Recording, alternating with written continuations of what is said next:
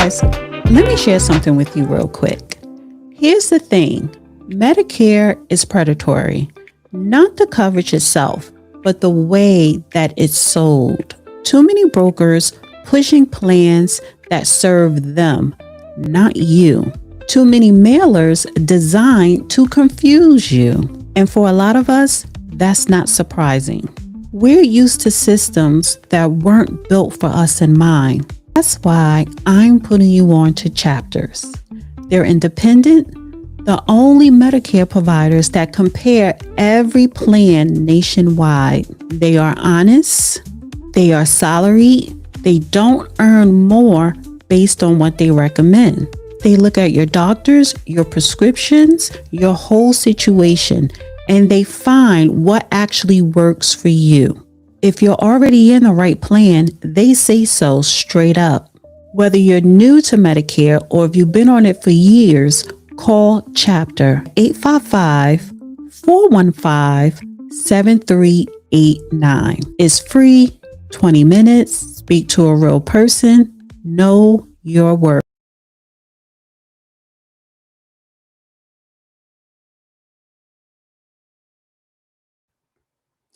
Testing. 1, 2, 3, 1, 2, 3. Hi, everybody. Guys, let me know if you can hear me. Listen, I am back early on a Monday. I switched from nights to 3 p.m. doing that for a while. And then a couple of times we did 6 p.m. I actually uploaded because the judge wasn't available to go live. And now I'm back at 3.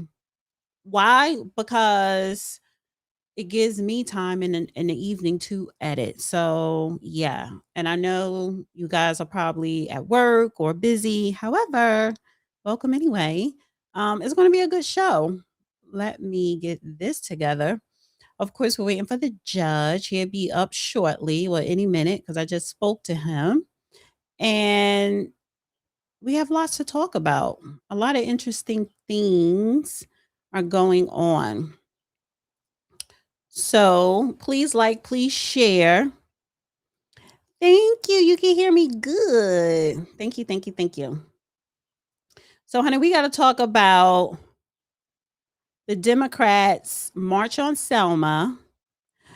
We got to talk about, and I'm going to do a versus Unite the Kingdom. Because what was going on this weekend, the same day, around the same time, well, not the same time because England is 7 hours ahead, but they had Unite the Kingdom march, pushing back against open borders and illegal immigration in England, right? In the United Kingdom. And then over here in Selma, Alabama, the Negroes, the NAACP, which is not really focusing just solely on Black people, but whatever, and Black Voters Matter and a couple other organizations created a march onto Selma, and of course, crossing the Edmund Pettus Bridge. So yeah, they love to recreate different scenarios that happened, over 60 years ago. They want to recreate it today as if we are still going through that same struggle. They're trying to sell the disenfranchisement of Black Americans, and a lot of Black Americans are not buying it. I just feel as though Black Americans need to take a step further and stop being committed to any political party, especially the Democrat Party. So, yeah, we're going to talk about that. Honey, we got to talk about this teen takeover. The teens are gone wild. They have gone wild. And summer didn't even start yet. Memorial Day is this upcoming weekend. And so, yeah, I do blame the parents, but I also blame the city and the state because you take away summer jobs, you take away extracurriculum activities. So it's an ecosystem of failure, which is causing children to wild out. Ilhan Omar's about to go to prison. Tim Walz about to go to prison. And the Attorney General of Minnesota, I keep forgetting his name, the Black guy with the glasses. Fannie and election workers and politicians in Georgia, they're about to go to prison. The DOJ is is picking up steam, and they're about to indict people in the 2020 election in Georgia, and it was another state, I forgot. And of course, I'm gonna sprinkle in a little bit of pop culture. Yeah. So, guys, I do have a goal. I put the goal, with super chats. I am going to host call-ins when I do my show on Wednesday, and I'm doing a live show on Friday. So help us and me reach that goal today. Appreciate it. And share this video, share this live stream on all your social media outlets. Shout out to everybody that is watching on X. And the Long Island Railroad is on strike. Hi, Lonnie, 7716 train. Yes, Miss Bone. Yes, how you going? And we know the judge. It takes him a while. It takes him a while to get it together and to log on. He has the snail Wi-Fi, allegedly. What is this? But I wanted to kind of start off with this. I don't know if this is still on the front news. Honey,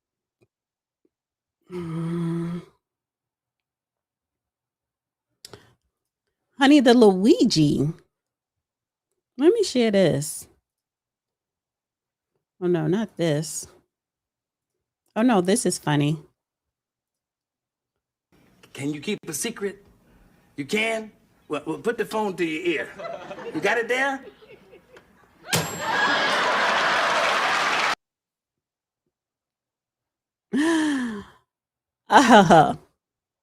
Wait, how do I get this off? Not this. Can you keep a secret? You can? Well, put the phone to your ear. You got it there? Okay, that's how you get it off. Hi, Judge. How are you? Right, having some real problems. It kept wanting to take me on without the camera. Oh boy. Anyway, I got that fixed. Okay. Oh, I like that hat. Is that the hat from before? The very expensive one? It's expensive. I made it. It had no shape to it, so I shaped it. It was just a flat blank and a round top. Okay, yeah, Keith Ellison is his name. Yes, Keith Ellison. Yes, he's going to prison too.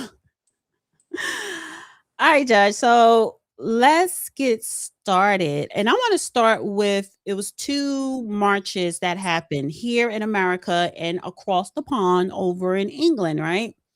The Unite the Kingdom March is a massive right-wing anti-immigration political rally in the UK, spearheaded by the prominent British far-right activist Tommy Robinson, whose real name is Stephen Yockley Lennon or something.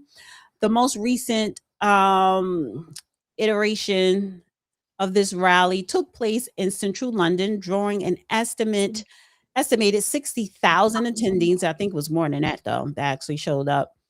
The organizers framed the movement as a patriotic celebration of British culture, national identity, and free speech. However, the event heavily centered on anti-immigration and anti-Islam, a culture and Christian shift. Robinson has actively attempted to pivot the event towards cultural movement rooted in Christianity. The protest featured heavy Christian iconography with large crowds carrying wooden crosses and wearing "Make England Great Again," Christ is King. It also emphasized the anti-government rhetoric. Crowds directed heavy anger towards the Prime Minister, Sir Keir Starmer, and the Labour government, frequently chanting, "We want Starmer out." Robinson used his speech to urge followers to transition from street protests to local politics ahead of the 2029 general election, calling it the Battle of Britain. They had a lot of speakers come up, and so the attendance, the momentum, 60,000 people, 150,000. Some people are saying probably up to 500,000. However, there was a counter protest of pro-Palestinians Nakba, N-A-K-B-A Day, march and anti-racism counter-protest organized by Stand Up to Racism, occurring elsewhere in London. They had a large crowd too. To prevent violent clashes, the Metropolitan Police launched a massive 4.5 million pound security operation. 4,000 officers were deployed, armed vehicles, helicopters, drones. It was only 43 arrests across the right wing and pro-Palestinian demonstrations. So that's not bad. I do have some video that I want to share. Did you want to share any thoughts on that? Yeah, this takes place in the context of Great Britain being the number one country, the leading country in the number of people that have been imprisoned for social media posts that in the US would be considered routine. So they repress free speech in Britain, quite frankly, quite often. So that's the context all this is going behind. I would fight and die. One other point before you go. They have a regularly scheduled election for members of parliament in Britain. Since they have a parliamentary government, the members of parliament select the prime minister, who is forwarded to the king for his approval, and that prime minister acts for the king. Now, they don't have to wait for the regularly scheduled election. The party in power can yield to pressure and call an early election. So, unlike us, when there is a big lack of confidence, what happens is people resign, and the lack of confidence is reflected in the resignations, and the party that is impacted the most or likely to be impacted calls for a special election where everybody stands up again to see how things balance out with the people. Mm-hmm. So that's the difference between them and us. Like right now, if this was Great Britain, somebody'd be calling for a special election of Congress. But see, we don't have Congress selecting the chief administrative officer of the country. That's done by the Electoral College, which was a mechanism that the original founders came up with because they analyzed Parliament and saw some flaws in it and attempted to correct them. Now, that said, let's go on. But again, this is a Christian thing. You can expect this. You know, they're the same people that brought us the Crusades back in 1099 that we still feel the effects of. For Iran. Go Bani Biram. The thing that surprised me the most about the Unite the Kingdom march wasn't the anger I don't know what you're looking at, you little lefty. So that's what I'm saying. or the fear around immigration. Against immigration and I'm fed up with the uncontrolled immigration. illegal immigration, I don't agree with. Or the Sea of England flags stretching through the streets. It was the Iranian flags. This was supposed to be a march about British identity. We are English, we are proud, and we are going to stand up for this country. So why were so many of the flags here Iranian? I've seen a lot of Iranian flags. What's the link behind that? The division between the religions. That is where Persian coming into it. The Islam is just like here. They come slowly in Iran. They make more mosques. They brought a halal food. I don't want England to be ruined like my home country been. They believed what was happening in the UK felt familiar. Persia have a very deep tie with the Jewish people. Palestine, in my opinion, is a made-up country. Don't believe as a Palestine as a proper country. Palestine is a country. Yes. I believe that. For them, Iran wasn't just a memory, it was a warning. But just a few minutes away, at the Palestine march, I met other Iranians who saw everything completely differently. There's a lot of Iranian flags there where they've linked their country to the United Kingdom movement. What's your thoughts on that? They're sellouts. People here are anti-war. Once they're a pro-war, they only speak Farsi, right? So they're not Iranian. They're similar to the Shah. If we went back to Shah's times, he was very pro-American, right? He gave a lot of Iran's resources to Iran. They're okay with that, and they want that to happen as well. And there's someone similar to Trump to just be there on top of them to rinse them, pretty much. They saw the opposite, not a warning about immigration, but a warning about nationalism, war, and Western influence shaping another country's future. And maybe that's what Britain looks like right now too, where people can stand on the same streets and see completely different worlds. Britain is still trying to figure out what it's becoming. This is Guanin. We fight and One of the problems we're talking about is right now in Israel relative to Palestine, certain Israelis are illegally attempting to settle in Palestine to divide things up.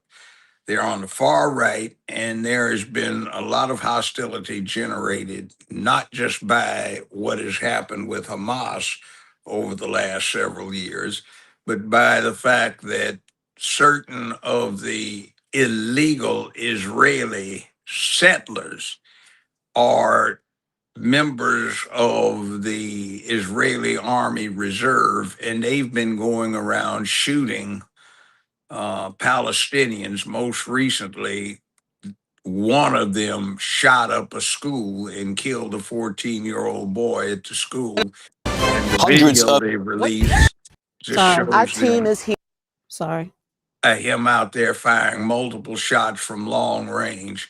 And the Palestinian army has said, not the Palestinian, the Israeli army said they confiscated his weapon and they're investigating. However, the Palestinians are mad because there are many, many of these incidents, and quite a few of the people have been shot down by settlers for no provocation or anything, just shot down, period.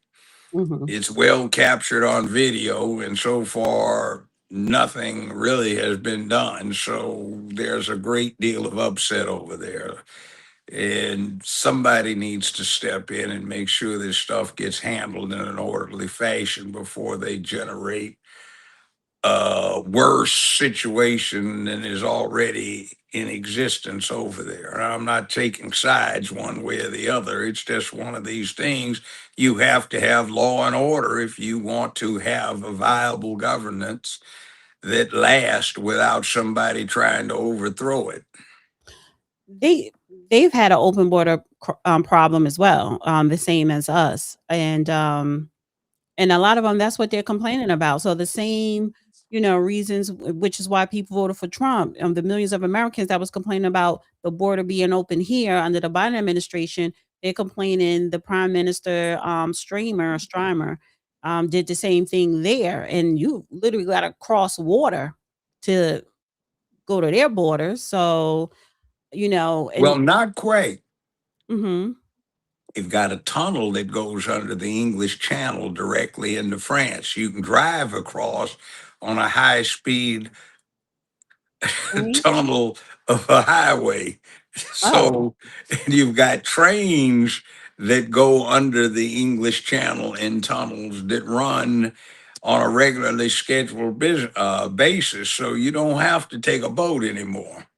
Oh, okay. Well, then they were coming in that way, of course, and of course also by boat, but I didn't know that. Okay, but And and see, maybe then that's why there's so the other many. thing too. Before Great Britain had Brexit, removing from the Euro Union, there was no need for a specific passport. If you were coming from a country that was in the Euro Union, you just drive right into Britain like it's another state.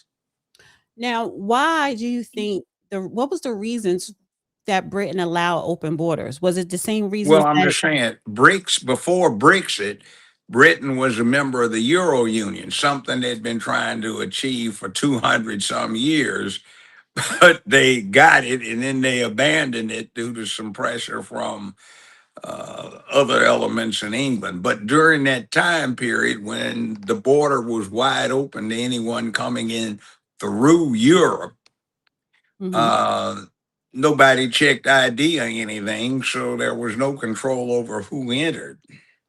But it wasn't an extreme overflow. Like our borders that were open, like it was thousands of people coming every day. So basically the pipe was just burst. Yeah.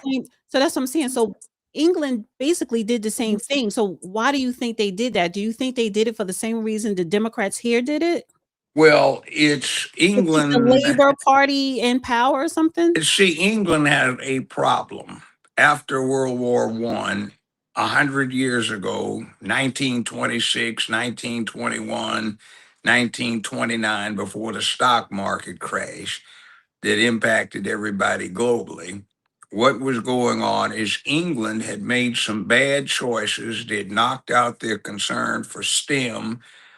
They were becoming too concerned with socialism, and they made bad investments and bad choices, and things went downhill. So what was going on is they had a socialist period.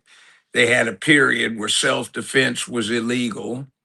They had a thing where in the last 6, 7 years, the mayor of London wanted to register kitchen knives as a mandatory thing of law, not register guns, but kitchen knives.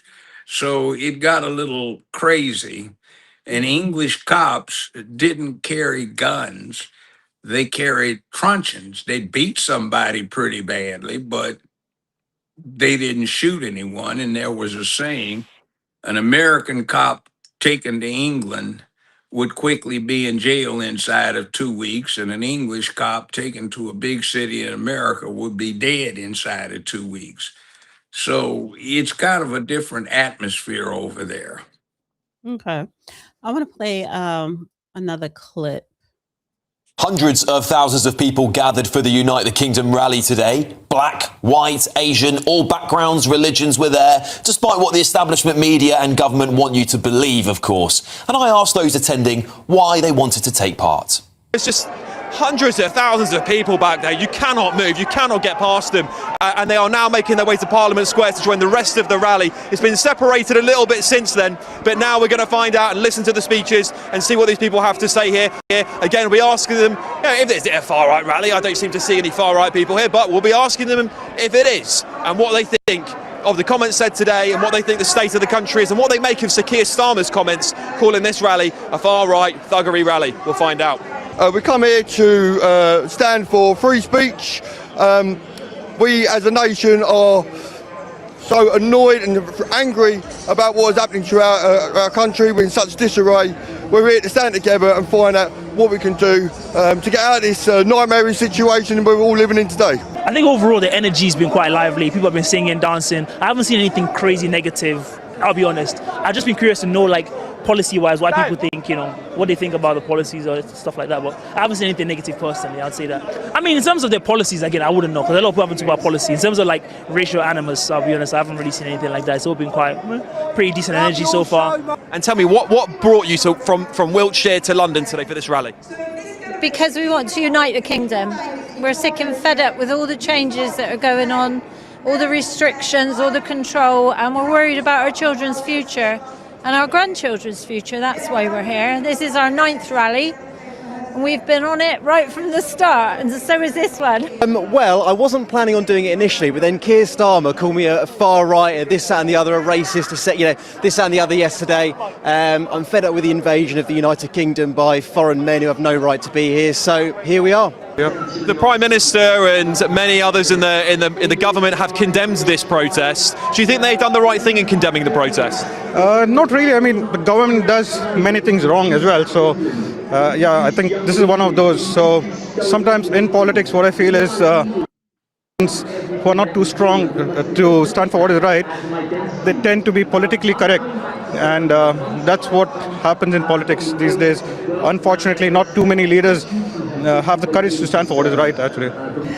Because I'm absolutely sick to death of the way that this country is being run, not just now, but for decades. It's been going down and down and down until it's unrecognisable. And I'm 75 and I'm sick of it. I wouldn't say it's hatred, it's facts, right? So any custodian of the land would do the same. I mean, I'm from Fiji, I would do the same. It's not hatred, it's, like I said, it's facts. I've met quite a lot of young people here today. Why do you think young people are showing up? I think a lot of it is to do with the woke indoctrination at school. When I was at school, I was fed up with being sort of the lone wolf in the room, so to speak, with teachers branding me out of order because I had an opinion that was different to theirs. But I think with the advent of social media, and we've obviously got some right-wing parties that are quite good at utilising social media to their advantage. So I do think there is a definite spread, definite shift amongst the young. And ultimately as well, I think young or old, if you're proud to be British, you're proud to be British. It's something within you that sort of can't be learned through old or young. So I think that's really important to remember, that I hope that I'm not in the minority, sort of relatively speaking to my age, and that the future is in safe hands. And it does seem today that it might well be, which is very encouraging. What do you think? I think the country's terrible and Keir Starmer needs to get out of there. Terrible Prime Minister. He won't go, will he? No, he won't. We try, don't we? We try. And are you happy to be here today, young lady? Yeah. And what does it make you feel when you see all the flags and everything here in Westminster? Like this country's still got some good people left. You feel hopeful for the future, for your future? Kind of. Starmer is unpopular in certain quarters right now. And as I said, Britain is in the throes of change. They are roughly 75 years ahead of the United States in what happens. And the U.S. has been roughly paralleling their history, meaning England's history. So England 100 years ago had the most powerful navy in the world. Everything had to accommodate what England did. It had massive and very lucrative incomes that came in from the colonies. And now what's happened is they are in a decline.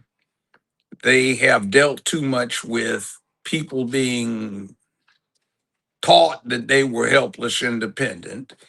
And now their colonies, former colonies, India, Pakistan, Canada, New Zealand, Australia, Kenya, Nigeria, have all, South Africa, have all exceeded them in power, authority, and wealth.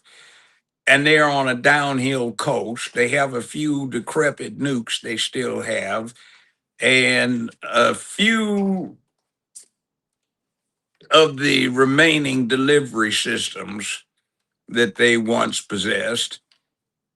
And they're in a bad situation. And for the longest time, the problem that they've had that is reflected in their nature is that the richest part of their empire was India.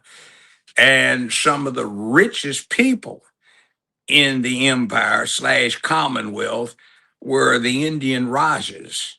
They'd come in and they would eclipse the English monarchy in wealth and possessions. So they've always had this ambivalence here. These people are supposed to be subject to our colonization, but they have more money than us, and we depend upon them. And as a matter of keeping that particular colony, meaning India, what it is, we have had to accommodate them. So that was kind of the end. They had another thing where back 1743, they freed all slaves in England, and the slaves did not leave England, but interbred with the English people in places like Slaves were never Liverpool. there in England. Yeah, so it's like Liverpool and this. So England has had this thing where it has gotten diverse. No, I mean And England never England never imported slaves into England. They imported it to the Caribbean. well, no, not just the Caribbean. England did import slaves, but in Oh, England? 1743, yeah, they freed every slave in the English Isles, not in the colonies, but in the African or the islands. Irish slaves? African. And you even had a Queen of England who fit into that category, Queen Charlotte, who was married to King George III, which, by the way, they never ever talk about it. But if you read some of the writings from the Southern colonists who were driving engines behind the American Revolution, they were grievously insulted that a Negro was, in fact, Queen of England, and they wanted to get as far away from that as they could.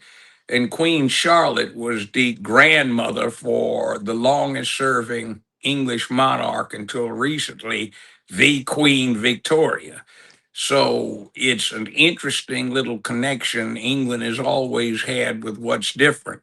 You read Robin Hood and King Richard and King John, and what you have is in the 12th century, you still had a huge impact from the fact that in the 11th century, when William the Conqueror invaded England and brought the Norman power over there, they essentially enslaved the Saxons. So Robin Hood represented the Saxon slaves and peons, and King Richard was trying to conduct a reconciliation between the Norman overlords, who were essentially Vikings that had converted to being French. And the Vikings, if you remember, had been whipping up on England for a long time by invading the place when they wanted to conduct a raid. So it was an interesting thing. And England has been polyglot. And out of the last few legions that were occupying, Roman legions that were occupying England up until the end of the 5th century, what you found, beginning of the 5th century, what you found is some of them were recruited from directly from Africa, particularly the Sudan. And England had a big componentry in its genetics from the Roman period that was African. And then what happened is you got another dump of African genes into the English population when they freed the slaves in 1743 and didn't deport them. And then you got another big dump of African genes when the Irish started intermingling more thoroughly in Britain. And what had happened with them is the componentry, Islamic componentry in El Andalus, which is now known as Spain, were given the choice of converting or leaving. And a lot of them left and joined as mercenaries in the Spanish army, which occupied the lowlands, which is the Netherlands, the Dutch, in other words, now. They went over there, helped out the Irish. They interbred with the Irish. So there is a lot of black in them, a lot of Indian in them. And then when they got into Asia with China, Singapore, Hong Kong, and all of that, or like this one woman talked about Fiji, and then you got the Aboriginals from Australia, and you brought all them in as part of the Commonwealth. You got Jamaica, Barbados, you got Bermuda, you got the Bahamas. And when they became a Commonwealth and they had no passport requirements, people could freely exchange all around this former empire. And that was starting in the 1950s.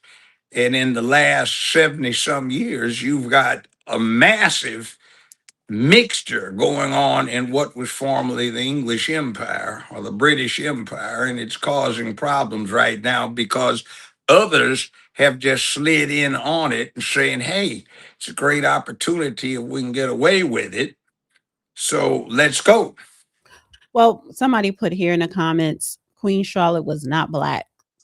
Oh, she was. She was. Even Queen Elizabeth Her said she was father black. was an English earl. He was very well to do. He had done a lot of trading and commerce down in Africa, and he brought home an African wife. And she was the product of this English earl and this African wife, or some cases they want to say it was her grandfather who did that.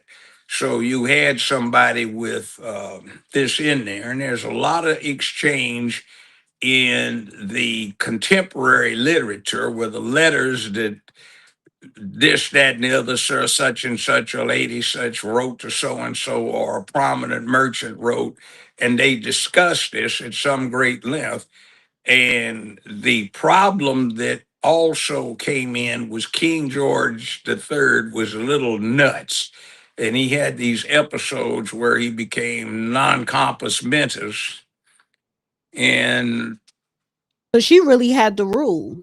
well, yeah, but in England, the king doesn't really rule as a matter of. But back then, wasn't. No, not then, because it was a Oh, parliamentary they had thing. parliament back then. Yeah, and see, the Okay. parliament got I'm sorry, just imposed. real quick. Did the parliament come after King Henry VIII? Yeah. That's what. What happens is you get King James in the King James Bible because he's trying to restore confidence in the monarchy. There is a commoner by the name of Oliver Cromwell, who was Lord Protector of England. He deposed the king, who was a direct descendant of Henry VIII and that line, and he had him beheaded. So he died after 8 or 9 years in that position as Lord Protector of England, and they restored the monarchy.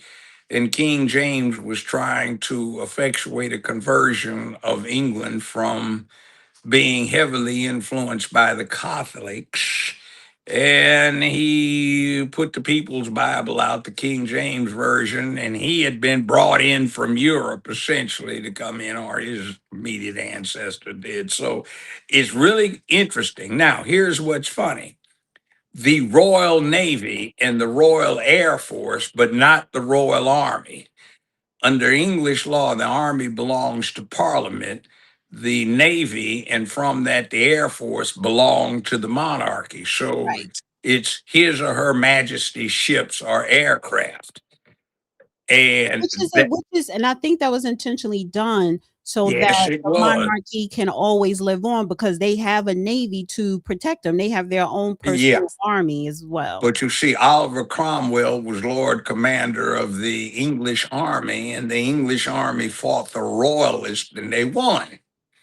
And they took the king prisoner, and Cromwell had him beheaded. So that's what happened. The Parliament never gave up the authority they had domestically with the army. So the English army is what it is. It's not the Royal Army, though they do have units that are supposed to nominally have an allegiance to various and sundry monarchs or royalty.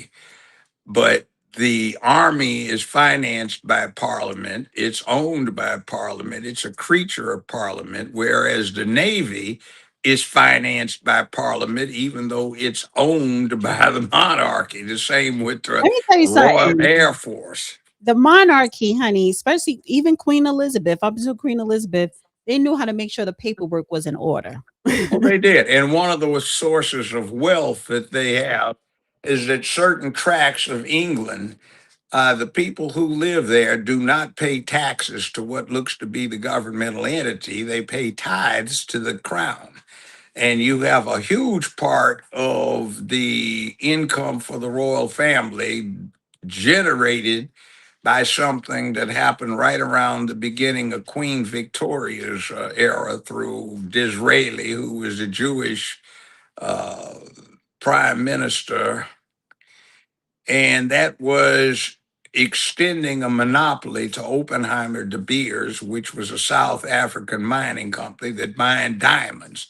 So, in a case I had in my courtroom 36 years ago, 35 years ago, the evidence, since it involved some assassins they sent over to take care of some people, this 99.99999 down to the ninth position of the diamonds that are mined are in the vault or vaults of Oppenheimer de Beers in England, where they're protected by the English crown in return for a very substantial tithe.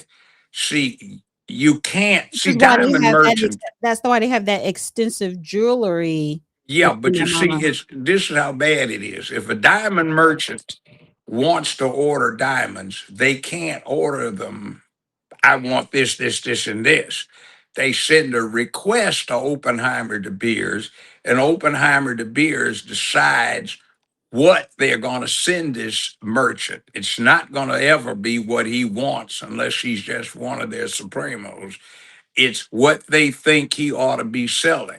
We learned in this case I had that a $1 million diamond is worth basically about $8,000, primarily due Yeah. to the cut, It's all because it's all the reason why diamonds are sold for so much. It's a marketing scheme. by Oppenheimer de Yes, Beers, De to Beers retaining monopolize the diamond industry. 99.99999, and it goes down a long way. Hold up for a second. Somebody put in a comment. What about the Royal Marines? Is that a thing? Royal Marines? Who is who? That's part of the Navy. Okay, which is part of the monarchy, controls that as well. Yeah. See, Henry VIII. So there's no overthrowing the monarchy anytime soon. They made sure that their legacy stays intact centuries down the line, basically. See, they have a thing. The head of state is the king or the queen. They put on the glitz. They are the face of the country. But the administrative head is the prime minister. And the prime minister is not elected as such, like our president is indirectly through the electoral college. The prime minister is appointed by parliament. So the prime minister's only elected position is being a member of parliament. Okay. So an MP. So he has to be elected to parliament. But here's the other thing. In England, you don't have to live in the district where you run. You can live all the way across country from it. But if they choose to have you as their representative, you can do it. So first off, for the prime minister to maintain control, his party has to maintain control and the party has to select him. So it becomes as though the Speaker of the House for the United States operated as the president. So let's put a pin in that because, honey, I could sit here and talk about that history and their politics all day because I find United Kingdom very fascinating when it comes to their politics and their history. But I want to put a pin in that for Thursday and follow up because I want to go a little bit deeper with that. Also for Thursday, let's play some footage that C-SPAN has of parliamentary activities. They would shock Americans. Oh, because when they're in parliament arguing? No, they don't do it like we do. With the augustly stupid representative Yeah, I know. from such and such managed to once again ineptly state his absolutely ludicrous position so we can all have a And good laugh. They still do that. So Yes. all right, so we'll follow up with that on Thursday. But so now I want to swing to Birmingham, Alabama. Oh God. I posted on X about this and I got some people upset, but go ahead. All right. And I'm surprised your girl, see Megyn Kelly, she's upset with Trump. So she's acting like she's riding with the black people in Selma with the voting rights. Like, girl, stop it. Let me see. What you're seeing right now on your screen is thousands of Americans marching across Selma's Edmund Pettus Bridge. Today, the 16th of May, 2026, directly against Donald Trump and the Republicans who are trying to steal black representation in Congress. The Supreme Court just cleared the path for Alabama to slash from 2 majority black districts. Hundreds of thousands of What you're seeing right now on your screen is thousands of Americans marching across Selma's Edmund Pettus Bridge. Today, the 16th of May, 2026, directly against Donald Trump and the Republicans who are trying to steal black representation in Congress. The Supreme Court just cleared the path for Alabama to slash from 2 majority black districts down to just 1. Can we stop right there? Stealing black votes, black representation? No. See, what happens is the Voting Rights Act was remedial because blacks had systematically been excluded. Now they're not. You can see the control over large urban areas. So when the need for the law ceases to exist, so must the application of the law. And the other thing is these simpletons are not getting into a sufficiently in-depth analysis, which deals with the fact that in very few years, the United States will no longer have a majority race. And when everybody is a minority, the ethnic group most likely to be very negatively impacted by what they are trying to maintain would be black folk. Now, the supposition that drove this for a long time was that certain white interests were so diametrically opposed to black interests that the black voter would get totally excluded from anybody protecting his or her interests in Congress unless something remedial was done so that black folk were not divided by political party affiliation, but given the opportunity to have a racial voice to remedy a bad scene. You can see how this has morphed over the last 60 years into a situation where effectively black folk, Negroes are owned by the Democratic Party. So one becomes political and one identifies with race to try and sneak in under the Voting Rights Act. So it has the theme now of saying that there's no way there's any commonality between black voters and the mainstream voters in America, which include Asians, Native Americans, white folk, uh, Africans who come in after the fact, and that just does not work. So you can see how far things have changed when you look at the big urban areas that are held in an absolute lock by non-white interest.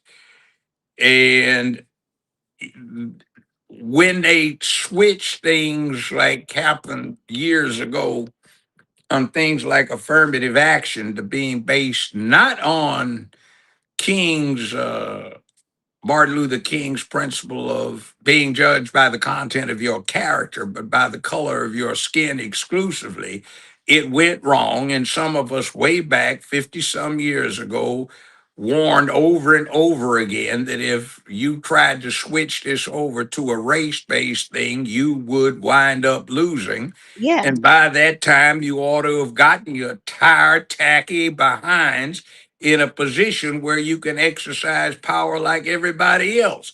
Now, do you look at the Japanese as being discriminated against now? Do you look at the Chinese as being discriminated against now?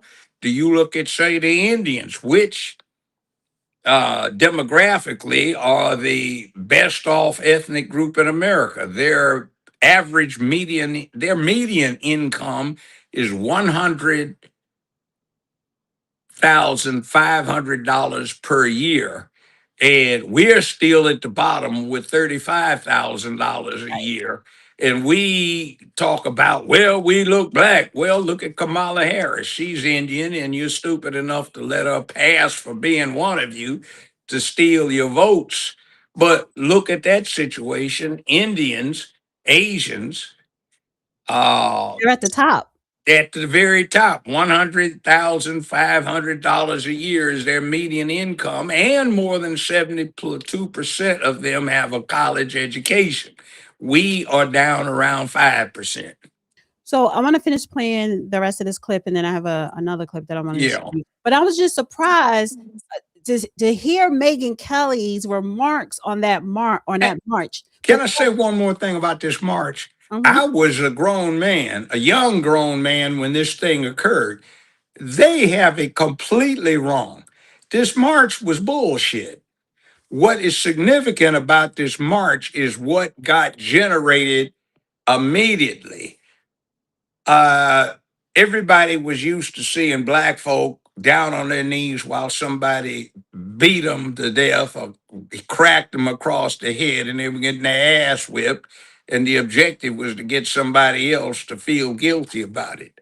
What happened with this march is when they got to Selma, what went on was there were a group of black folk that lived in the projects or the public housing complexes and in the hood that gathered to look at it. And it was heavily televised live.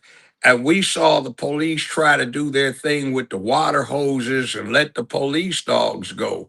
But these ordinary black folk from the streets, from the neighborhoods, weren't putting up with that. And I remember one of the most graphic images is this cop let this German Shepherd police dog charge into the crowd.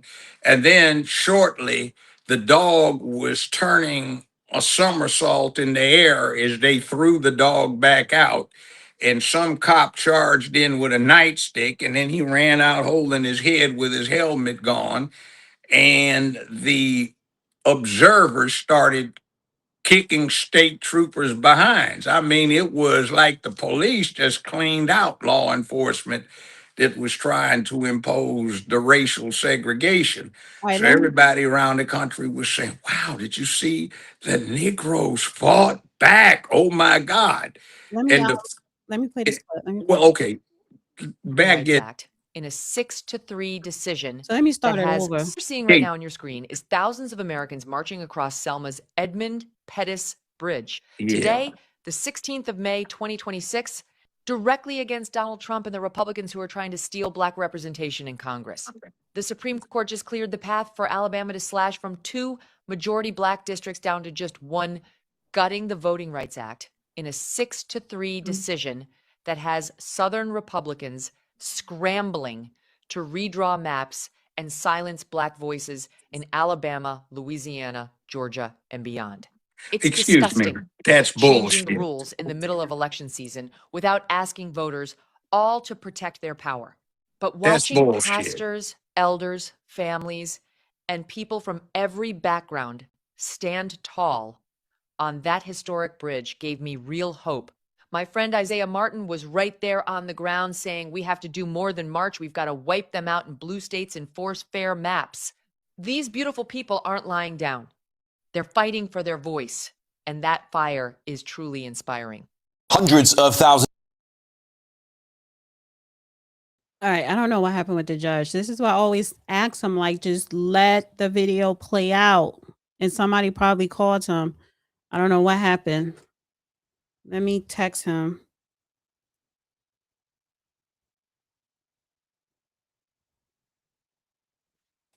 There we go. LA Pink. Yeah. Oh, why is she calling you now? I don't know. Wait, That give me a was a second. Give me a legitimate second. interruption. Give me a second. Give me a second here. What you're seeing right now on your screen is thousands of Americans marching across Selma's Edmund Pettus. All right, so I don't got to keep replaying that. So, yeah, just let Yeah. the video play out and then speak Oh, afterwards. I thought what you were going to do for editorial purposes is play No, the I can't. video and then cut to me talking, but you can't do that. No, no, All no. right. Just let it play out. So, did you catch the whole video? Or no, let me just I've seen this video. play it again real quick. It's only a minute. Bridge. Today, the 16th of May, 2020, seeing right now on your screen is thousands of Americans marching across Selma's Edmund Pettus Bridge. Today, the 16th of May, 2026, directly against Donald Trump and the Republicans who are trying to steal black representation in Congress. The Supreme Court just cleared the path for Alabama to slash from 2 majority black districts down to just 1, gutting the Voting Rights Act in a 6-3 decision that has Southern Republicans scrambling to redraw maps and silence black voices in Alabama, Louisiana, Georgia, and beyond. It's disgusting, changing the rules in the middle of election season without asking voters, all to protect their power. But watching pastors, elders, families, and people from every background stand tall on that historic bridge gave me real hope. My friend Isaiah Martin was right there on the ground saying, we have to do more than march. We've got to wipe them out in blue states and force fair maps. These beautiful people aren't lying down. They're fighting for their voice, and that fire is truly inspiring. Hundreds of thousands. You know what's bullshit about these lies is this. Is before black voters became an an issue, before blacks could even vote, when the Civil War had not yet been fought, congressional districts were drawn based on party influence. That's the way it's always been. To show you the bullshit is how many cities are divided up into districts where the vote for mayor, city councilman, county commissioners, board of education members, sheriff is divided up so black folk get a reservation of certain positions reserved to them. It isn't the case. But you see in the United States who controls Los Angeles, Chicago, New York, and all of the biggest urban areas, Atlanta. It's not white people. So the fact that there is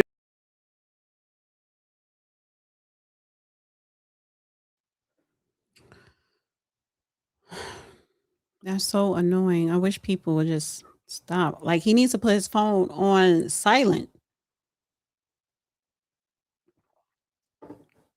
Just give him a minute, guys. Thank you to Avenge the creators. No, Avenge the ancestors. Thank you so much. Hello, my beautiful Queen Dana, Judge Brown, and Room B1 first. Be first, yes. So thank you so much. I appreciate it, guys. Hit the like button and share this stream. And if you would like to send in a super chat with a question or a comment, please do so. And my sponsor, the paid partnership is Chapter. Go to www.axchapter.org. Who is that keeps calling you? that's somebody else. But here's the thing. These cities and counties are not broken up into districts reserved to race.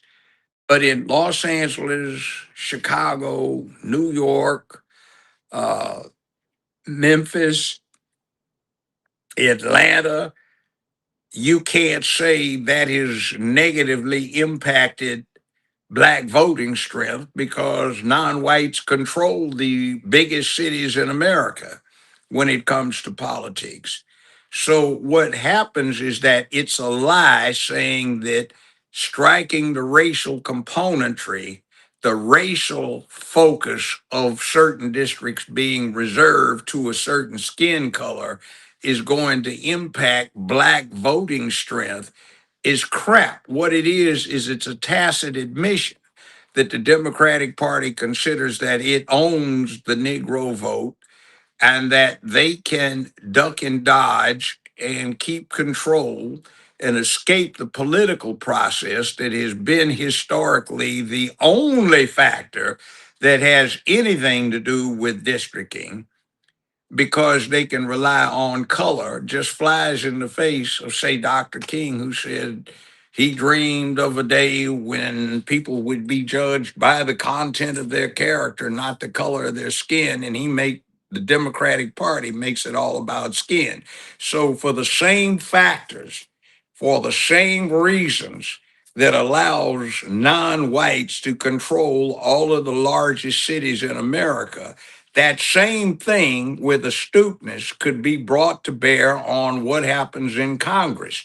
That also supposes that black people have such a different interest, where they're not interested in sending their children to college, not interested in safe streets, not interested in a sound economy, not interested in being protected from being overtaxed, not interested in somebody who is trying to convert them to being totally dependent through feelings of entitlement, so they do not pursue their own personal excellence, where that presumes that the black community does not appreciate that, say, in professional sports, black folk didn't dominate football, basketball, baseball, boxing, etc. through individual and collective performance rather than a set aside that presumes that our boys and girls are too stupid and ignorant to be able to get into college to pursue a higher education unless they get special advantages. That presumes that all of us are into a thing where we want a welfare check and to have babies to get the money rather than being inspired to do what is necessary to support those children before you have them, or even if you have them by accident, don't perpetrate the same hole you've dug for yourself, if you call it that. I mean, see, it's all of these negatives that the Democratic Party wants the black community to adopt and say, that's us. The latest one is black folk are criminals, so we shouldn't enforce crime sanctions because it would unfairly discriminate against black folk. Well, the Negroes that buy into that are fools, and the folk that try to push that are fools. And the bottom line is that presupposes that the rest of us who have something going for ourselves are going to buy into that garbage, and you can't have influence. We can, and it's got to be on the same level that we find ourselves when it comes to controlling urban areas. All If right, you have the power, you can do what you want to do, and you do that by the political machinations that everybody else uses. all right, let me play a couple of clips and let it just play all the way through. The site of Bloody. Our team is here in Selma, Alabama. The site of Bloody Sunday, in front of this racist name bridge, the Edmund Pettus Bridge. This was the site and the catalyst of the campaign for the 1965 Voting Rights Act that became law.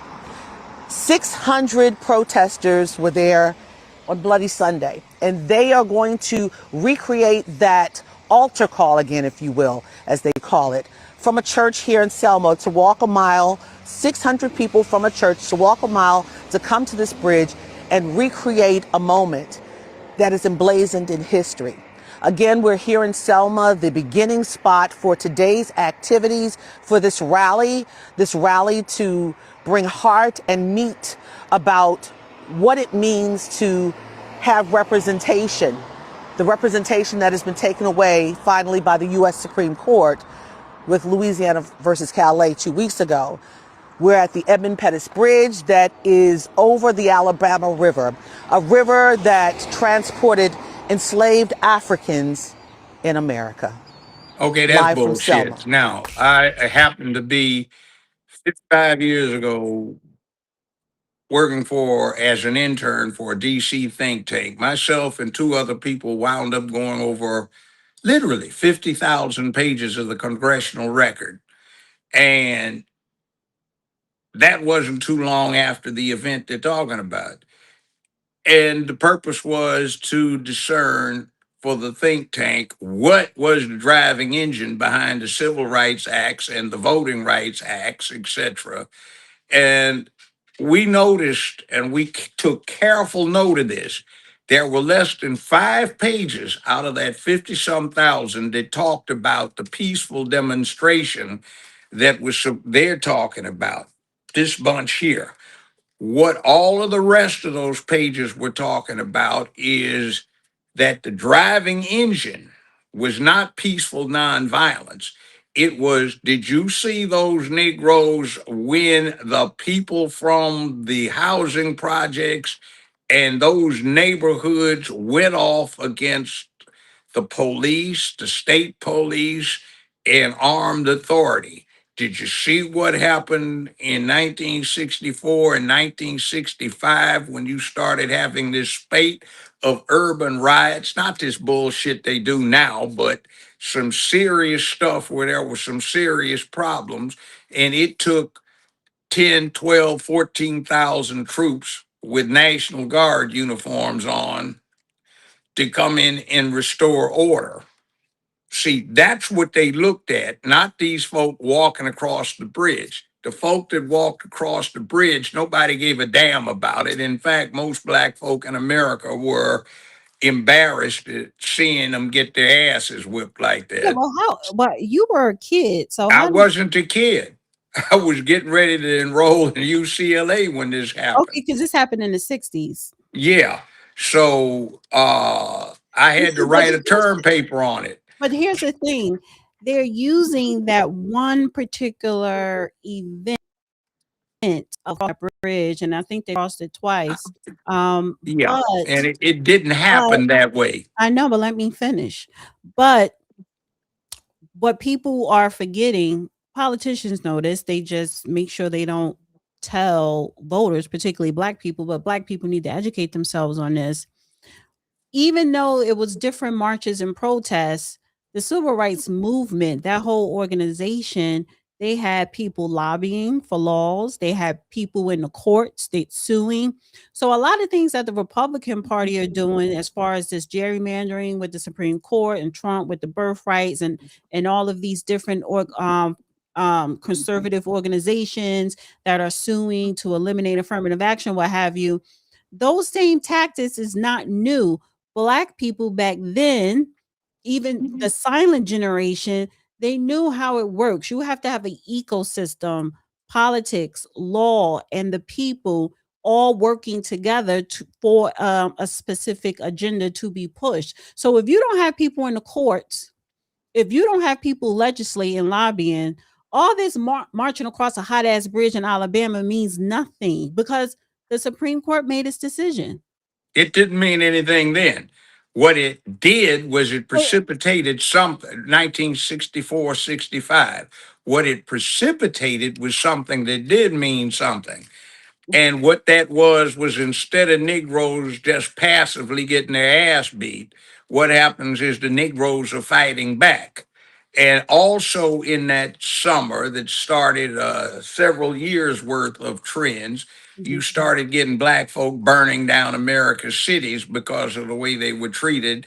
And that is the driving engine behind what went on in the civil rights era, where the final phase was writing the laws right. and passing them. Now, he's totally unpopular with the woke crowd now, but the main Oh, engine responsible for this was Lyndon Baines Johnson. okay.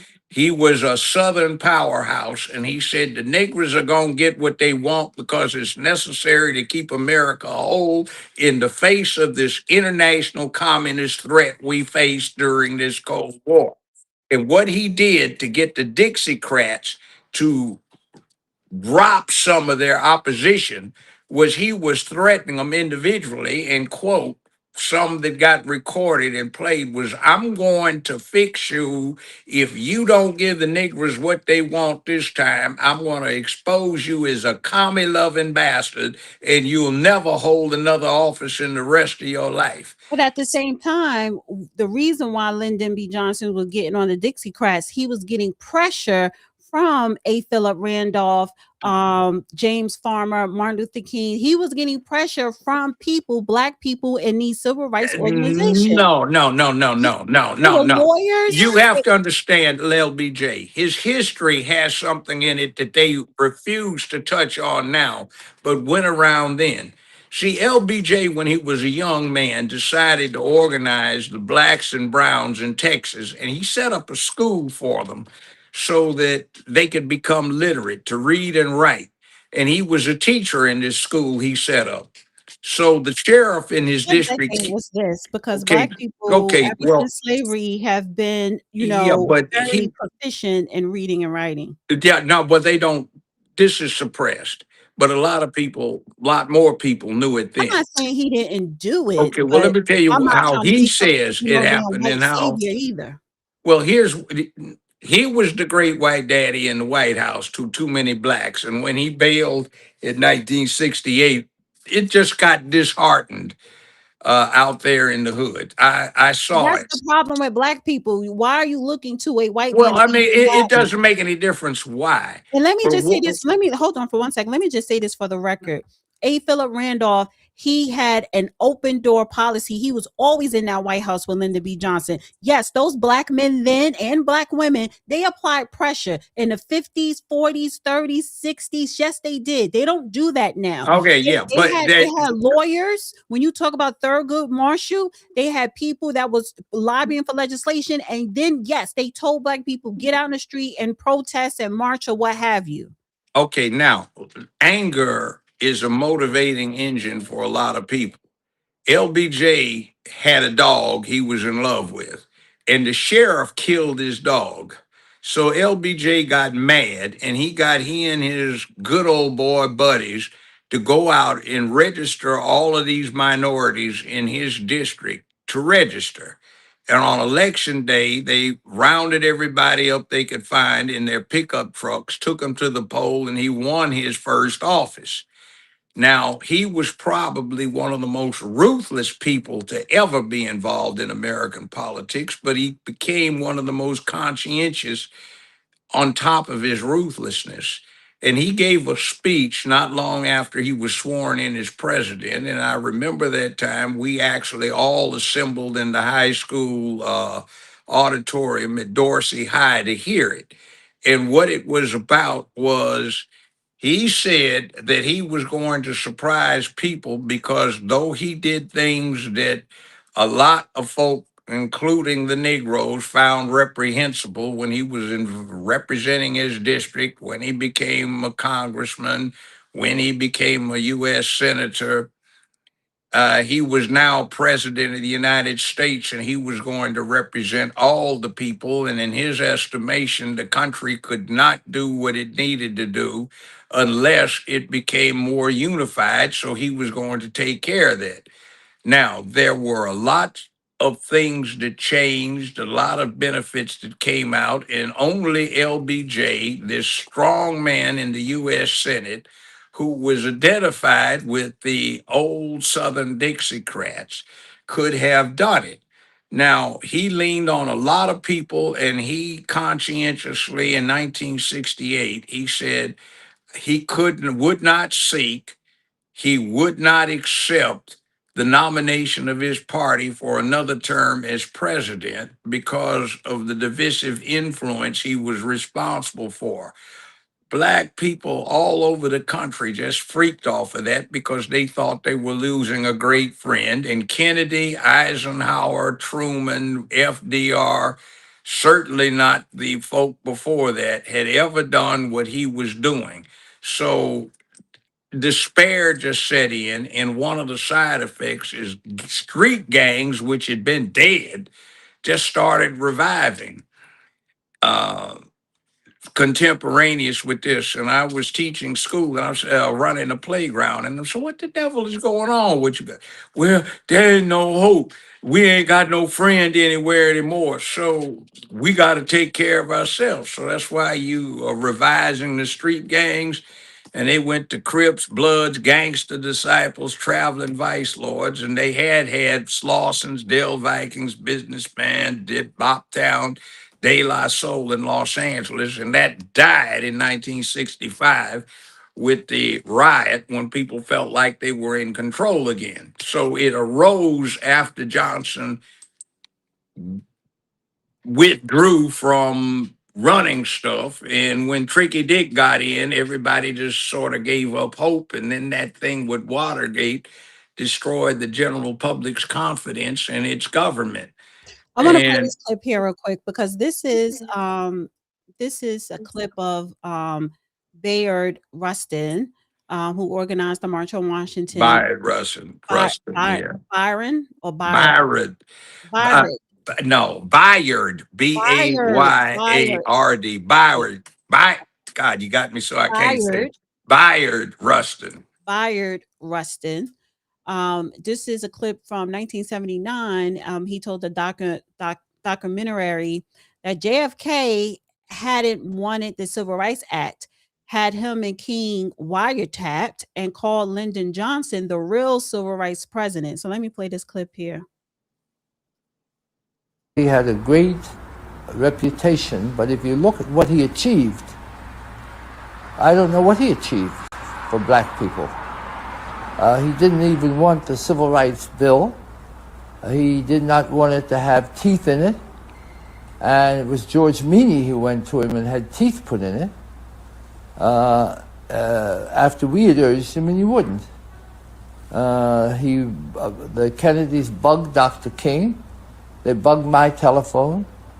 In my FBI files, which I've gotten back, it was Kennedy who taped most of the conversations between me and Martin Luther King on strategy. It was Johnson who felt deeply about black people. It was Johnson who had the skills to get through Congress, the bills. And it was Johnson who gave the great Howard University speech, in which he said, sure, you've given people the right, but now we've got to go beyond right and do something special to help them exercise that right. That is feeling. It went far beyond mere legislation. It was he who set up the war on poverty and tried to do something. John Kennedy. Okay, now, something we started in law school about the Civil Rights Act that Johnson was responsible for. He withdrew Kennedy's, which was weak. And what he did, which was the magic touch that he overawed the Southern Dixiecrats with, was he made it a military bill. It starts off with an interesting preamble. Whereas the United States is engaged in a life or death struggle with the forces of totalitarianism and communism throughout the world. And then it goes on with a bunch of whereases, which says the military and naval forces are our first line of defense, and whereas they depend, et cetera, on morale, et cetera, and whereas base commanders cannot ensure that their troops nor families will be treated fundamentally fairly, et cetera, be it resolved that we need this Civil Rights Act to maintain our posture of defense in a hostile world. So he said, if you vote against it, I'll make you look like a pro-commie bastard to all of your constituents and I'll ruin you. So that was the mechanism and the brilliant stroke he pulled off to get that act passed. And one of the things we did when we were studying con law in law school at UCLA was we analyzed those acts of Congress that effectuated the 13th, 14th, and 15th Amendments. And we looked into that and we studied it as how legislation can get passed and some of the ins and outs that a good statesman or politician is aware of when they want to get something passed. It's like if you can't go through the front door, go through the back door. And Johnson went through the back door by making it not a civil rights bill, but a military bill designed to ramp up the morale, preparedness of the United States military forces. So he got that through. And that was a brilliant political stroke.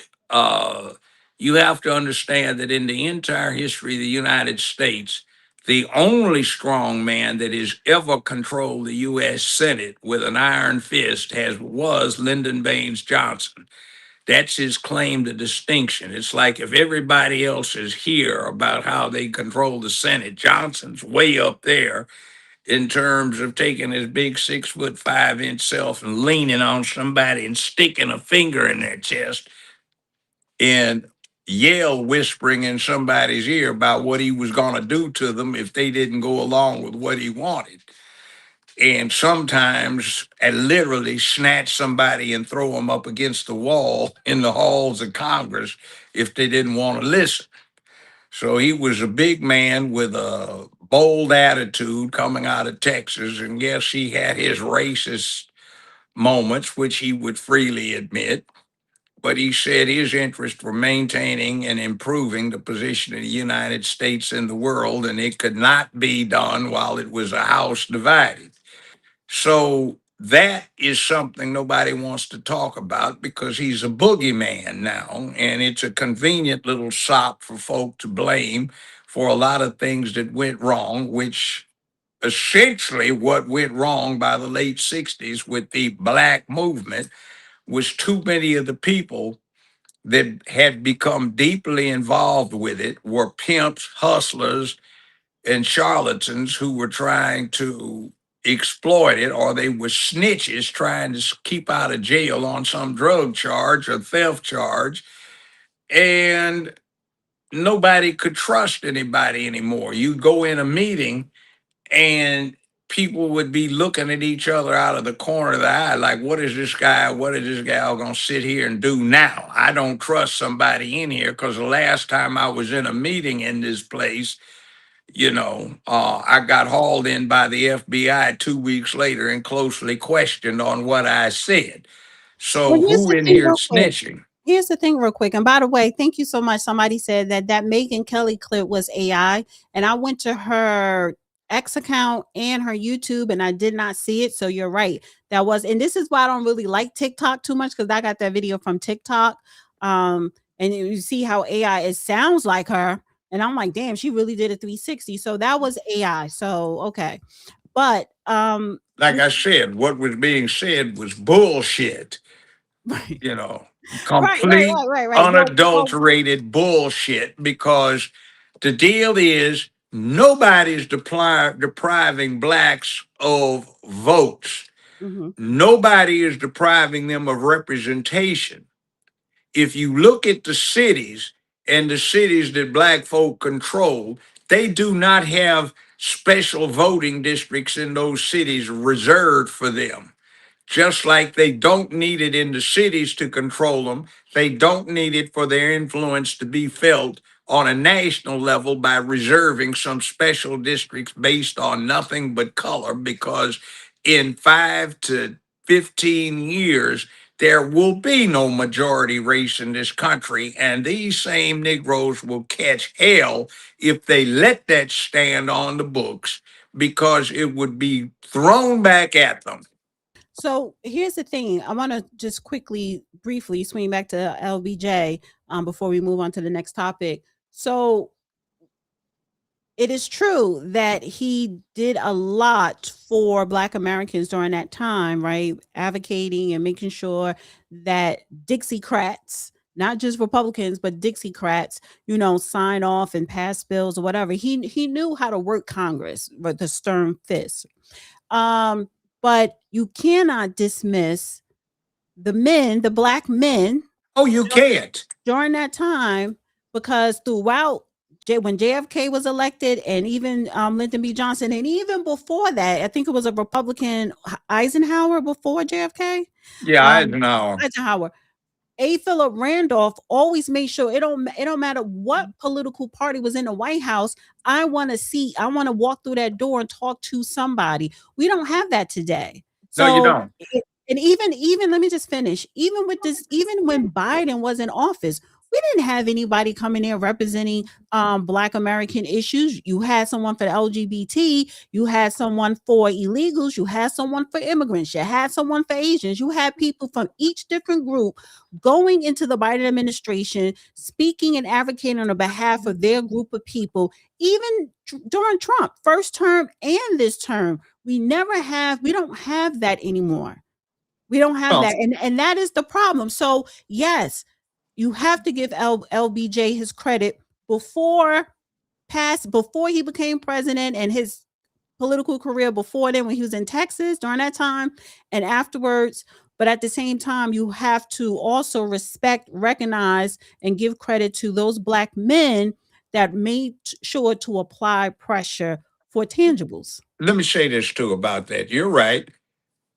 I will say there's caveat to it. If you looked at the family situations going on in Black America back in the late 40s, the 50s, and the 60s, you saw there were schisms. There are those in the family that stayed in the South and those in the family that moved north and west and east. And frankly, the typical tone was those bozos in my family who stayed in the South and put up with that crap just didn't have what it took to move out of that place and get their lives together. You found a lot of these people who moved out had been veterans of Korea. The Nam hadn't occurred yet, but it was Korea. It was World War II, and quite a few left over from World War I. And then there was the Great Depression and some really hard times dealing with Jim Crow. Now, those black folk had an attitude. And I don't see that attitude now. I see a lot of loudmouth talking crap, but they haven't been through a depression. They hadn't been in trenches. They hadn't been in foxholes. They hadn't been in Korean ice. And they had not dealt with the organization and command authority that came out of being in the military, whether it was with white authority over there with the real high field grade officers, or it was with the black non-coms and black lieutenants and captains that they had to deal with. So it was not the understanding of education that was craved by black folk based on a tradition where after the Civil War, Grant did a study of the Union Army and found that the only completely literate units in the Union Army were colored volunteers. So it's this respect for excellence. It's this respect for standing up and fighting for yourself. That's what was behind a lot of this that we lack now. These folk now think what made this happen was these nonviolent protests for civil rights. Those were an embarrassment for this group of militant black folk who fought in World War I, went through the Depression, fought in World War II, Korea, didn't take shit, had moved to places where segregation was not permitted, officially anyway, who had to deal with racist police on a regular basis, which is not what you see now. And it was a totally different environment, atmosphere, and way of looking at stuff. And that bridge they keep talking about was, I mean, it was like this. Hey, man, don't you guys feel embarrassed getting your ass kicked, man, the latest time at Ridge, man? They're really kicking your asses, man. Don't you feel that, motherfucker? If you say that again, I'm going to whip you behind. You know, this was going on all over the country outside of the South. And then on, I forgot what day of the week it was, everybody was electrified. Look at this. And black folk were duking it out and taking baseball bats and taking I remember seeing some of the civil rights documentary footage where you saw some of the black men swinging at the police officers. yeah, and Yeah. baseball bats and took Yeah, axes to there the was only fire like quick hoses. clips of it, but it was you're saying as very intensive. They Yeah, were like, yeah, go on, man, let me kick just say some this one you last know, we thing were we too. were cheering, you know, and Let like, me yeah. And you came to school the next day. I remember we did, yeah, what you got to say about that now? You right. know, Well, and let me see implement all of these this. folk, oh Jesus, please protect us. Bam, bam, bam. Oh, praise Jesus. Bam, bam, bam. You know, like, come on, man, stand up and fight for yourself. And Right. I remember my Well, old John man Lewis had a wasn't meeting with fighting some of back. his veteran buddies, and they were saying, fool, do that to me. And he raised a hand. He ain't bringing it back down because I'm taking it off, you know, and they were saying, yeah. So, I Well, mean, John Lewis wasn't fighting back, but let no, me say John Lewis, what he did, John Lewis didn't fight back. He had a bad reputation as being too much into the rainbow, what we call the rainbow now. And it was an embarrassment. And he was identified as being an 18, 19-year-old masochist who liked his ass whooped because it felt good to him. no. Uh, Let me Fired Rustin, I have to say this.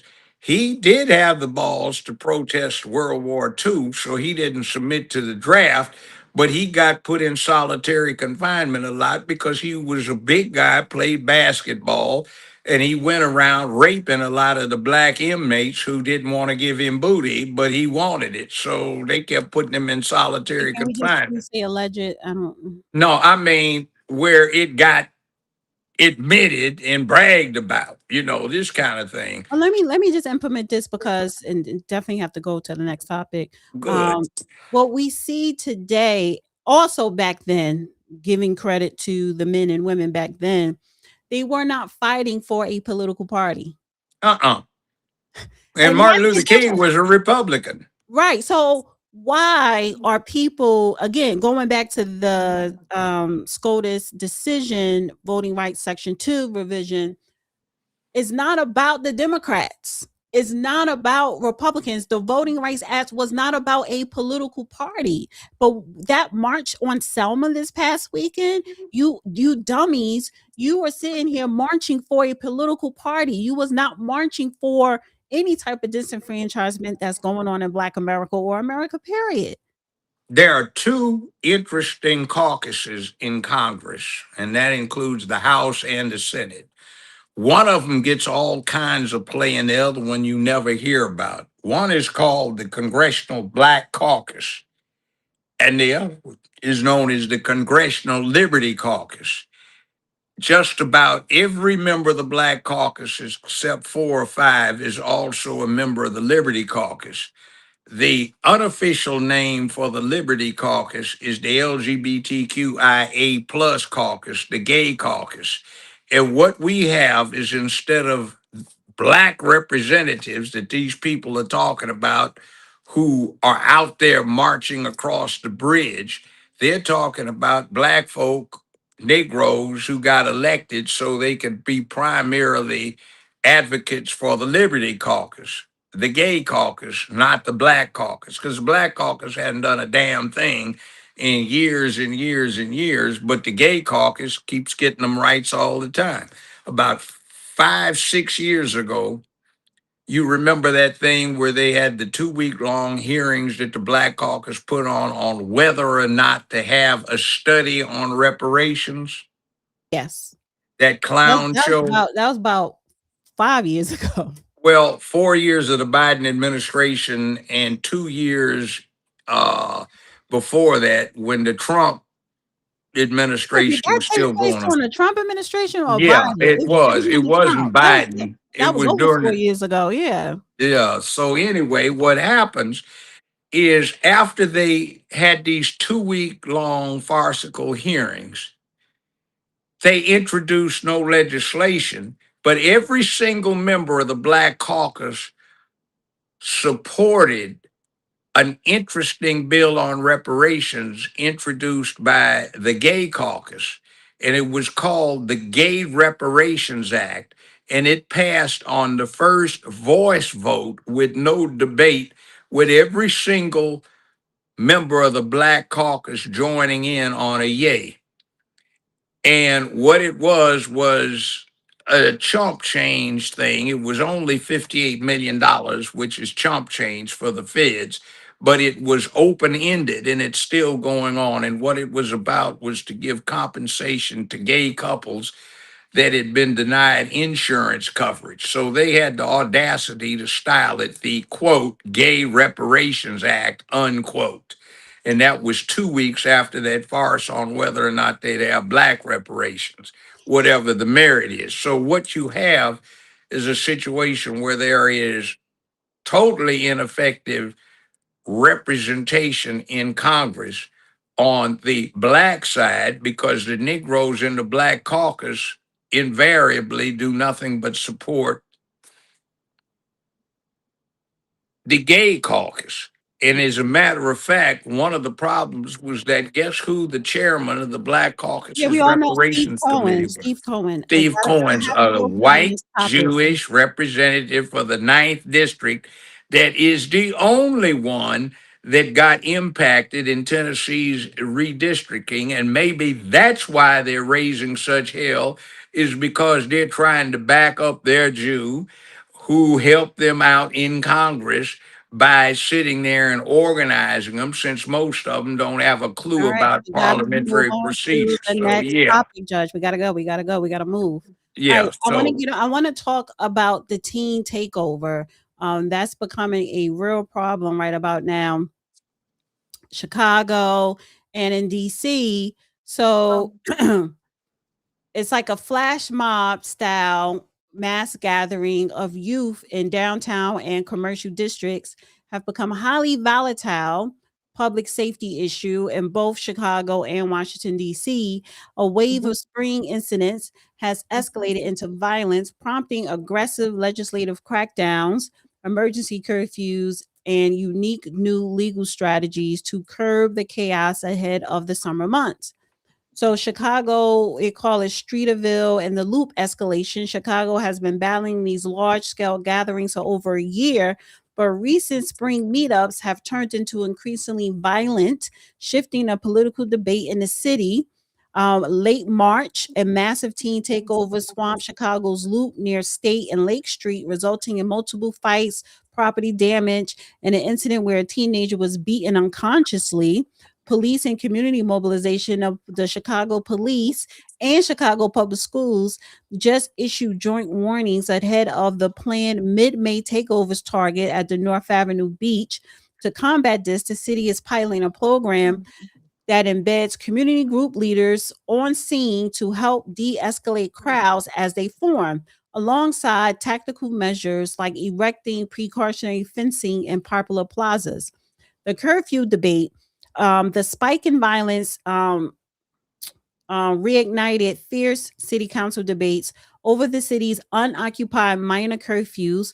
Aldermen have been pushing a snap curfew ordinance, allowing police to enforce an immediate 10 p.m. or even 8 p.m. I think it should be 8 p.m. curfew in hot zones with short notices, forcing crowds to disperse rapidly. Now, DC as well, the Navy Yards, in the nation's capital, the trend has heavily impacted highly gentrified and commercial waterfront districts, triggering a coordinated federal and local response.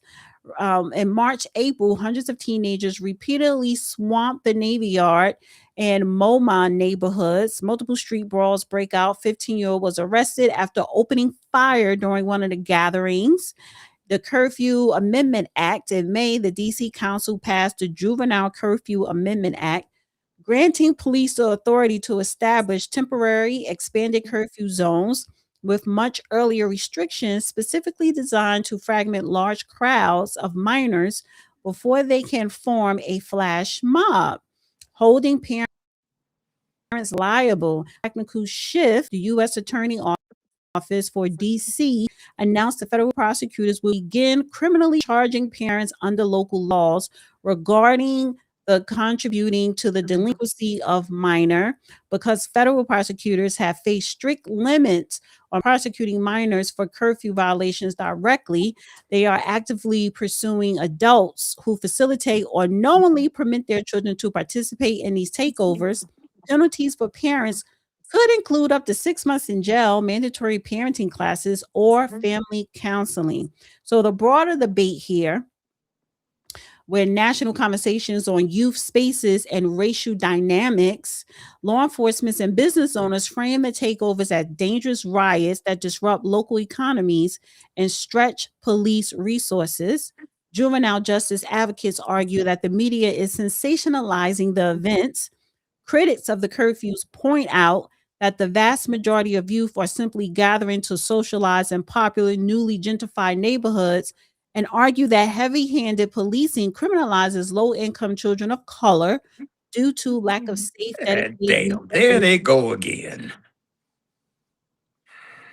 So I do have some clips, and what I am going to do with the Why do clips, these I'm gonna fools run always edited. try to make it about race when it's about incompetent parenting? If you curb your dog, curb your damn juvenile. Control your kid if you're responsible enough. That's what it is. Where in the hell did this kind of ridiculous behavior Across the become country, supposedly normalized because it's black? What in the hell is that?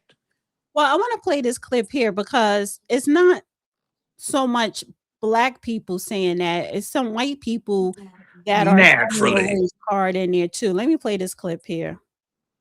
Spontaneous teen takeovers are popping up. Teen takeover. Teen takeovers. Teen takeovers. Let me ask you a question. How do they know it's a teen takeover? Because they can use their eyes and recognize that the people who are there are teens? Well, if you use those same eyes, what else can you discern about 99% of the teens in these takeover videos? That's right, they're all black teens, but you're not allowed to make that observation. No, these are just teens. Don't notice anything else. So why does it matter what race they are? I can hear a liberal shriek. Simple. How can you solve a problem if you're unwilling to admit what the problem is? After yet another teen takeover in Florida, this time a wild one in Tampa Bay, James Fishback, a candidate for governor of Florida, went off at this press conference. It was not a teen takeover. What happened here on Friday night was a riot. We are not going to be able to address this issue because we're denying what it truly is. It's quite fitting that members of the media, including some here today, had no issue calling the events of January 6th a violent insurrection, when in fact no one was charged with insurrection. One thing that we have to confront is that black youth violence is a problem in Florida. The truth of the matter is that the group here on Friday night was almost exclusively young and black. There's something to be said about the root causes that lead a 12-year-old who was arrested here on Friday night to riot without parental supervision. 72% of black kids born today will be born to an unmarried mother. I'm here to announce 3 policies that would take effect immediately if I were governor. We will be charging anyone who participates in a so-called teen takeover with Florida State Statute 870-01, a third-degree felony of rioting.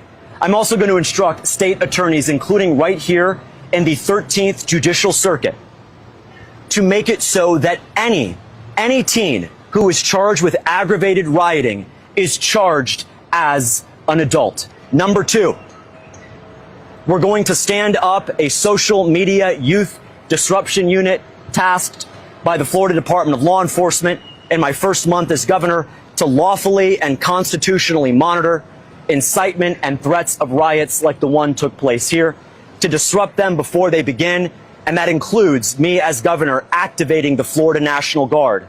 And number 3, what I'm going to direct the Florida Department of Law Enforcement to do is to convene a 5-person panel of law enforcement, business leaders, and most importantly, our church leaders to look at the root causes of black youth crime and to prepare a report to give to me as the governor within my first 90 days. There are real opportunity gaps in low-income communities here in Tampa. There's no doubting that. But an opportunity gap is not an excuse to riot. To the youth that were here on Friday night, let me make a very clear warning. Rioting has a 3-year statute of limitation. If I see a single kid from here on out participating in a so-called teenage takeover from the time that I am sworn in as governor, I will retroactively have the state attorney's office charge you with rioting, and we are going to throw the book at you. You have been warned. We have 3 years to charge you, and we can definitely charge you over the next 8 months. I don't find anything offensive about that. Well, first of all, he ain't gonna be governor. He don't have a prayer in hell. But Well, it's not a bad sentiment. It is an accurate statement of restoring or maintaining law and order. what is the problem? The one problem that he said in there, though. Well, lack of fatherhood. No. I said his problem. So his sentiments were probably on point, but you cannot sit up here and say you want to bring the hammer down on one specific group. because that is clearly discrimination. You'll get a whole bunch of goddamn lawsuits if you were to ever be governor or any political person. So again, if you're going to do it, you need to do it across the board for just teenagers. Well, Period. yeah, he's not going to He be. specifically singled out black teenagers. Well, what are and you that's looking just at? bullshit. What are you looking at? No. That's what the media only shows you. White kids do it too. Yeah, but I'm just Tell you saying that. it's a real problem in that I'm hearing locally here in Memphis as a reaction to the Memphis Safe Task Force, which since October has reduced crime by 43%, and that's climbing as we speak. And they're trying to say that it's unfair because it's anti-black. Well, I see every now and then in my mind's eye other people besides black folk doing something wrong. But when I drive around the streets at night, I don't see it as much now. But prior to October 2025, what I saw was some black thug trying to strong arm rob some woman in a gas station. What I saw was some black folk running out of a convenience store shoplifting. What I saw was black folk acting a fool out in front of a fast food restaurant. What I didn't see the other stuff. And what he's doing is this. If you put out a police report, a bolo, what do? You have to describe the suspect. A male Hispanic, 5'6", wearing a green jacket, etc., etc. Male black, 6'1", wearing a blue jean jacket and some sagged and bagged pants. Male black, 5'9", running with a pair of what have been described as Air Jordans red on. Okay. See, you have to put out a physical description of the suspect you're trying to apprehend or what you're looking for. So, what he's doing is no more than that, okay? And it's a reality. If you want to sit there and clown, then expect to be described. See, this is the other thing. Black folk, brown folk, yellow folk, red folk, white folk have no monopoly on crime. But black folk can't talk about, nobody can analyze them or talk about them because for some reason they have this magic uh, immunity from being talked about.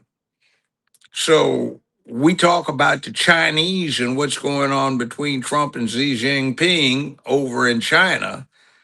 So is that saying that nobody but the Chinese can criticize the Chinese? We talk about that. We talk about what's going on in the Middle East and Palestine, the Arabs and the Muslims and the whatever it may be. But you mean to tell me nobody can talk about that unless they happen to be a member of that ethnic group? That's crazy. You could talk about So whatever.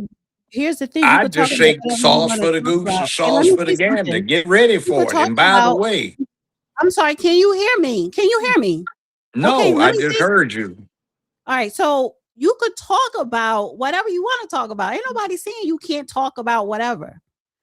What I'm talking to, this man is running for political office. He's trying to run for governor. He's not going to win, but whatever.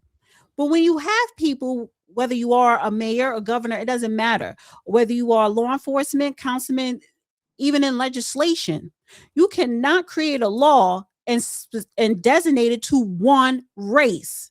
That is discrimination. You want to see all these different lawsuits saying, well, you're discriminating against white people or you can't use race in this. You cannot use race when it comes to laws because Of course you can't. I agree with you. You but can't. that's not what the fuck he said. And that's Well, why I said his sentiments were on point, but you sat up there and said, this is a black, he said, this is a black youth problem. Oh, okay. So then white kids are all right. They're not doing anything, only black kids. And when you start having those sentiments, and when you start advocating and lobbying and pushing laws that specifically you want to you want to police and single out black kids, then that's going to be a problem, because what you're going to do, you're going to target kids who's not even doing anything wrong, but simply because they're black.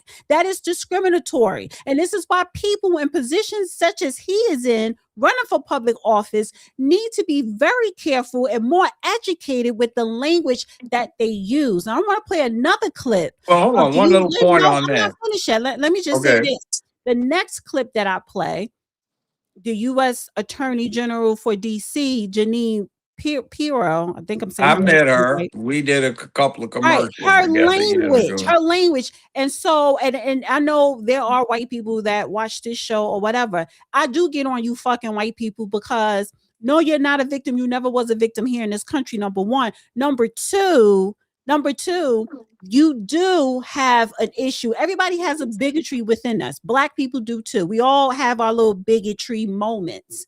But so do you white people. And the white people that deny that shit, you're the biggest bigots out there. Okay, all of the above. However, supposing you was talking to a black audience, you know, that would appeal to a lot of black men when they heard that part about no black male influence in the raising of these children. That might appeal to a black male And voter I agree or with black his female sentiment. voter who might say that. But see, Right, he but Judge, I'm cited not a law. talking about his But sentiments. I'm hold on, talking about the legal aspect. okay, legal aspect. Give him credit. He cited a specific Florida law by number. He cited the What statute. number? He cited it. It's in there. He gives the citation for the For the Florida writing. statute. For the writing, yeah.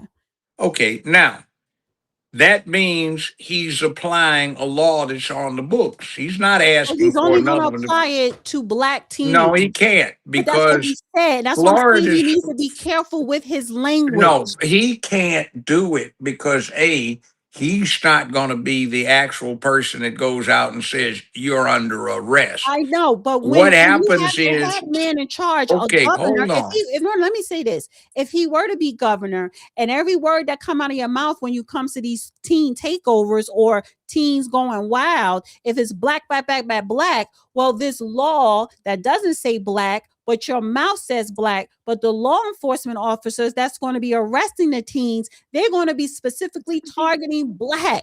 So I'm talking about consciously you're implanting in people's head, specifically in law enforcement, to target only But black it isn't going to youth. work that way. But It you know does why work it that won't work way. that way? It's not that way on paper, but No. people behaviors do operate that way. Okay, let's talk about why it's not.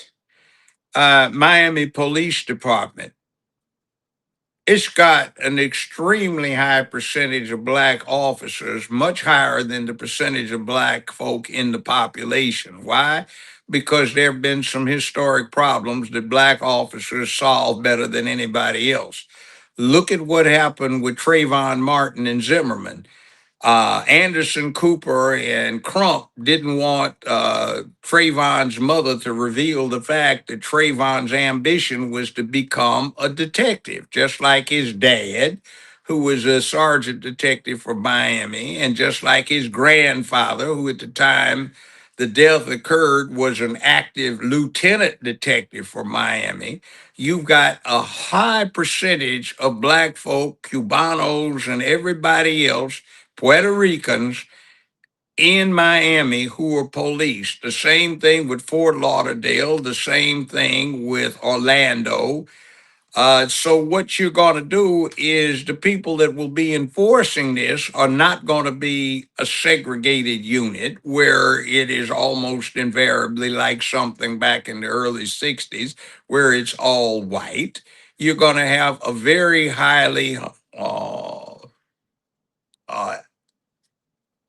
mixed police force that's going to be responsible for doing this. So on the That means ground, nothing, because yes, it does. it's one race when it comes to law enforcement, and that is blue. There are a lot of black cops that are just as racist and bigoted as a white one. So I don't give a damn if it's a white or Hispanic. They harass and they discriminate against black youth as well. Okay, now I did with a group of mine known as Celebritunity some years ago a recruitment thing for the Miami Police Department. Wait, hold on. We I'm sorry, Judge. Hold on for 1 second. Missy Kins, I thought you was unsubscribing, dear. Because this channel here is not built for you. You got to be built to listen to us up here. If you got thin skin, you need to unsubscribe. And I okay. know you're white because I was getting on you white people. So I thought you was unsubscribing. Why do you keep commenting? But go ahead, Judge. Okay. I'm trying to say that the problem that is going to develop is not going to be from his description. The problem that has already developed is because his description is apt. You see this now when you have vanilla cupcakes out there clowning around like Justin Pearson led into the state legislative body a few years ago to disrupt operations because they were anti-Second Amendment. Okay, that's how they got described. A bunch of well-to-do white kids who went to a private school. If you had had black kids who went to maybe Pearl High or something like that up in Nashville doing it, there would have been nothing wrong with making that description as to the identity of the people that were involved. Now, down here, it would be very much against the Constitution and American law if only black kids got prosecuted because they were black and you singled them out of the crowd and said, just get the black ones. But if you don't see anything else out there but black kids, there's nothing wrong with saying, hey, black community, get your kids together. Curb your dog, curb your kid. So get them under control. You don't need to support politicians who go out and say criminality is endemic to black folk because it's part of their nature and say, therefore, we can't do anything to stop it. We need to tolerate it because it's a black characteristic. That's bullshit. So what I Well, here's get the thing. is somebody that's appealing Then you're to for my common sense, then which you're is we for don't need our then kids doing that. I know, but then you're for DEI because I'm here.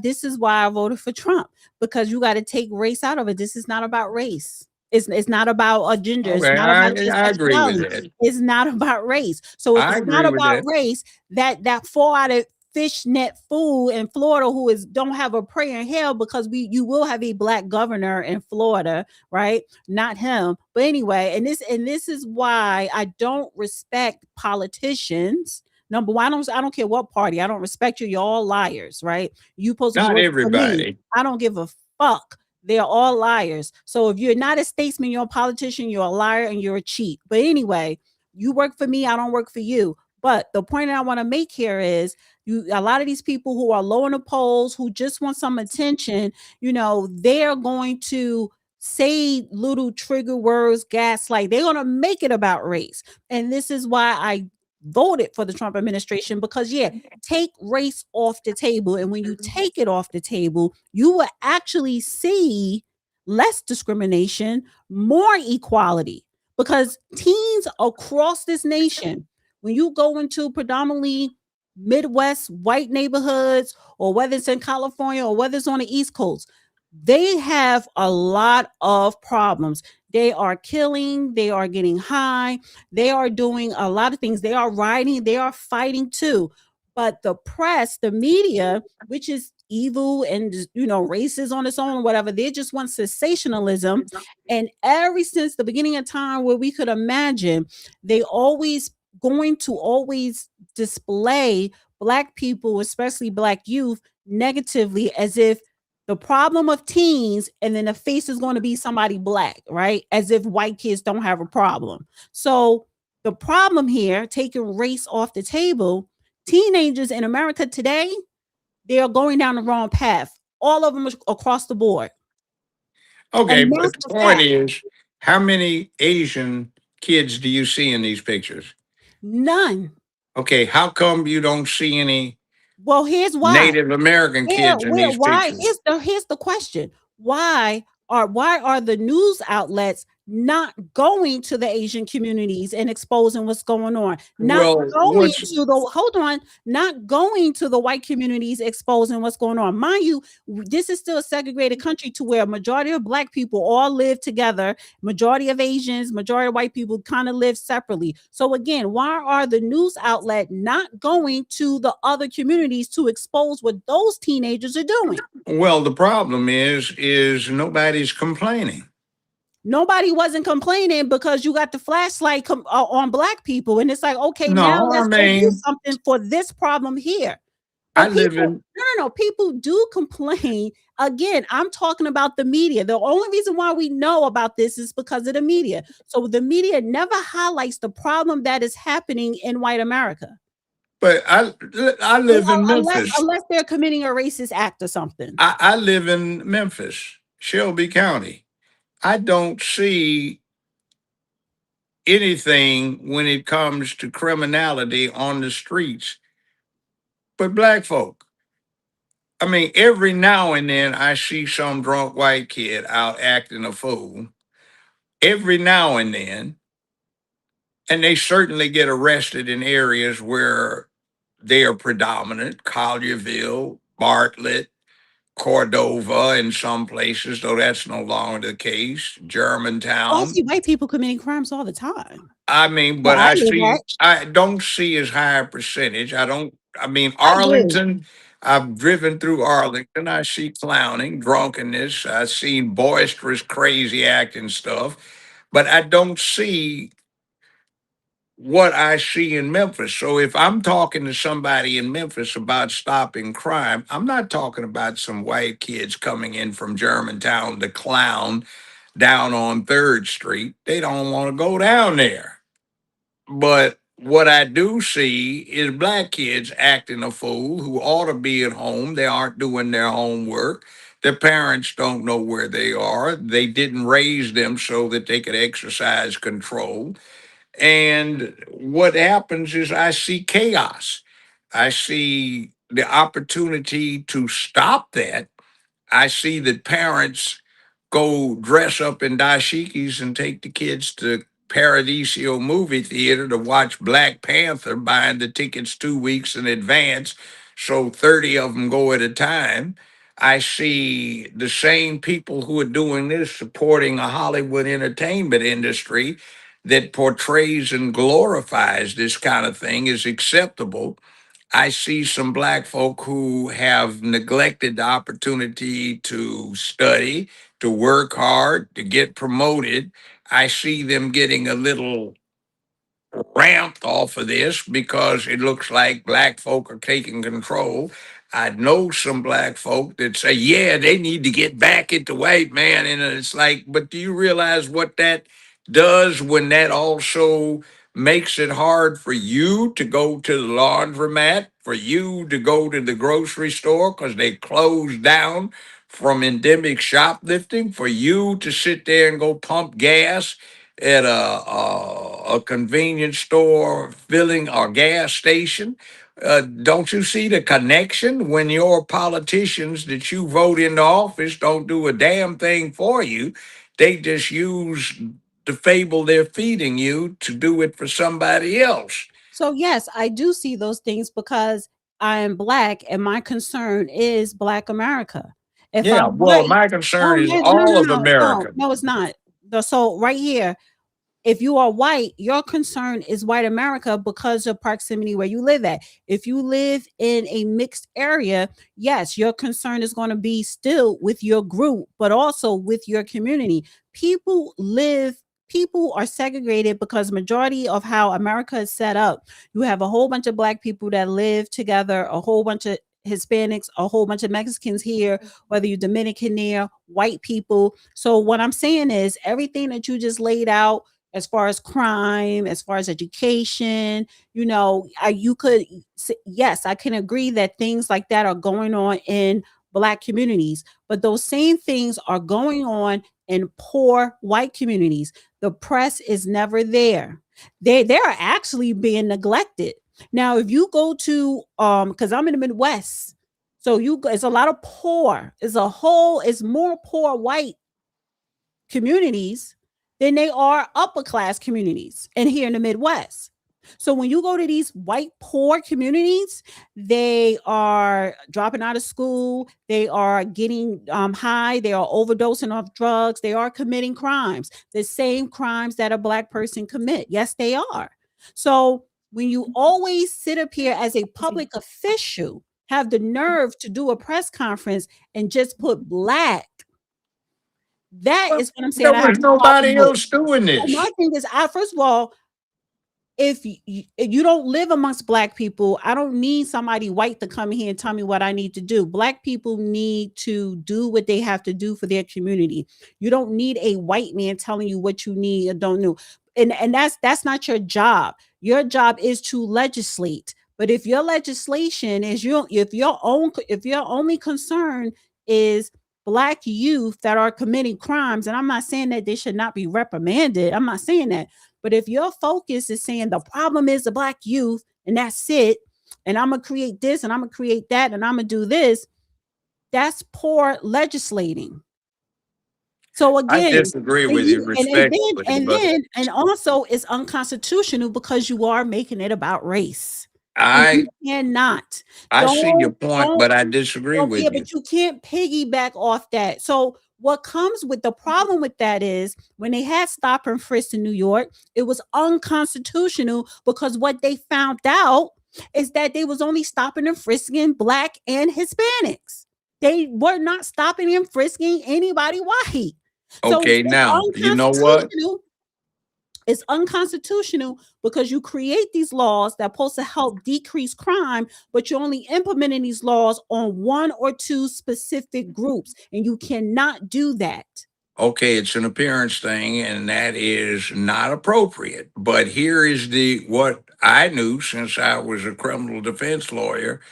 Uh, and this is why my real gangsters tended to dress in suits and ties, sport coats, and cardigan sweaters.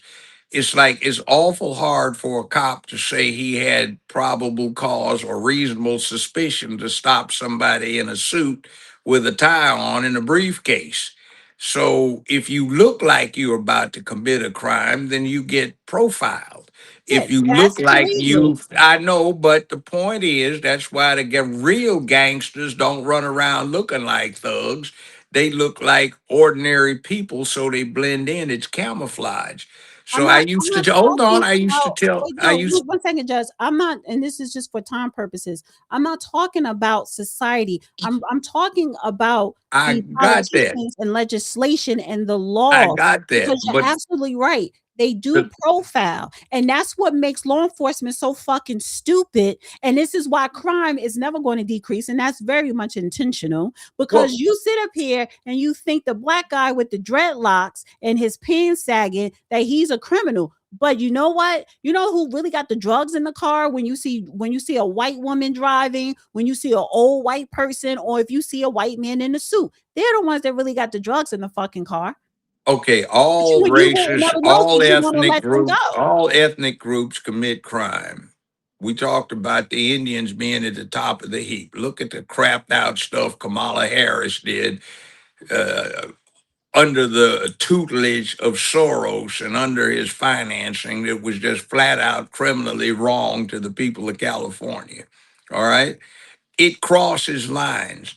But the problem is when somebody's honest enough to be descriptive, I don't hold it against him. My real attitude is I'm neutral about this because, to give an example, I played football in high school at Dorsey High in LA, where the school was 1/3 Asian, 1/3 black, 1/3 white. I played at UCLA for a time, and I Oh didn't my go. God.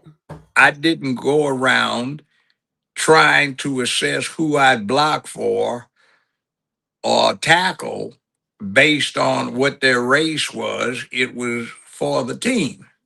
And I think, considering the fact that we will no longer have a majority ethnic group in a very few years, we better get used to thinking about it as a team thing. And if there is a description as to the tackles are not blocking, or the linebackers are not tackling, what winds up happening is you improve the team. You don't say somebody's not tackling. You say you linebackers have to get on your job.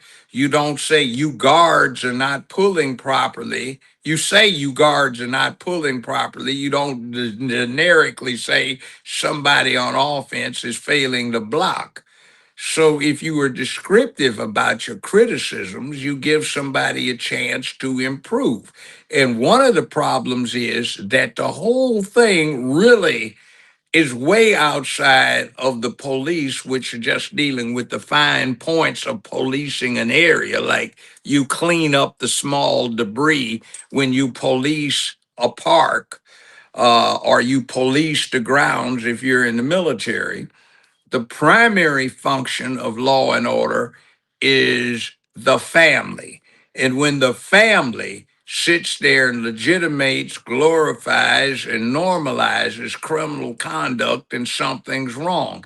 I took that as a message to the parents of you have these children, it's your job to raise them. We suggest that you do that because if you don't, there will be consequences to your failure because the rest of society depends upon you. And I don't know for the last 50 years how many times I've had to get on somebody's ass because they are doing a piss poor job of parenting.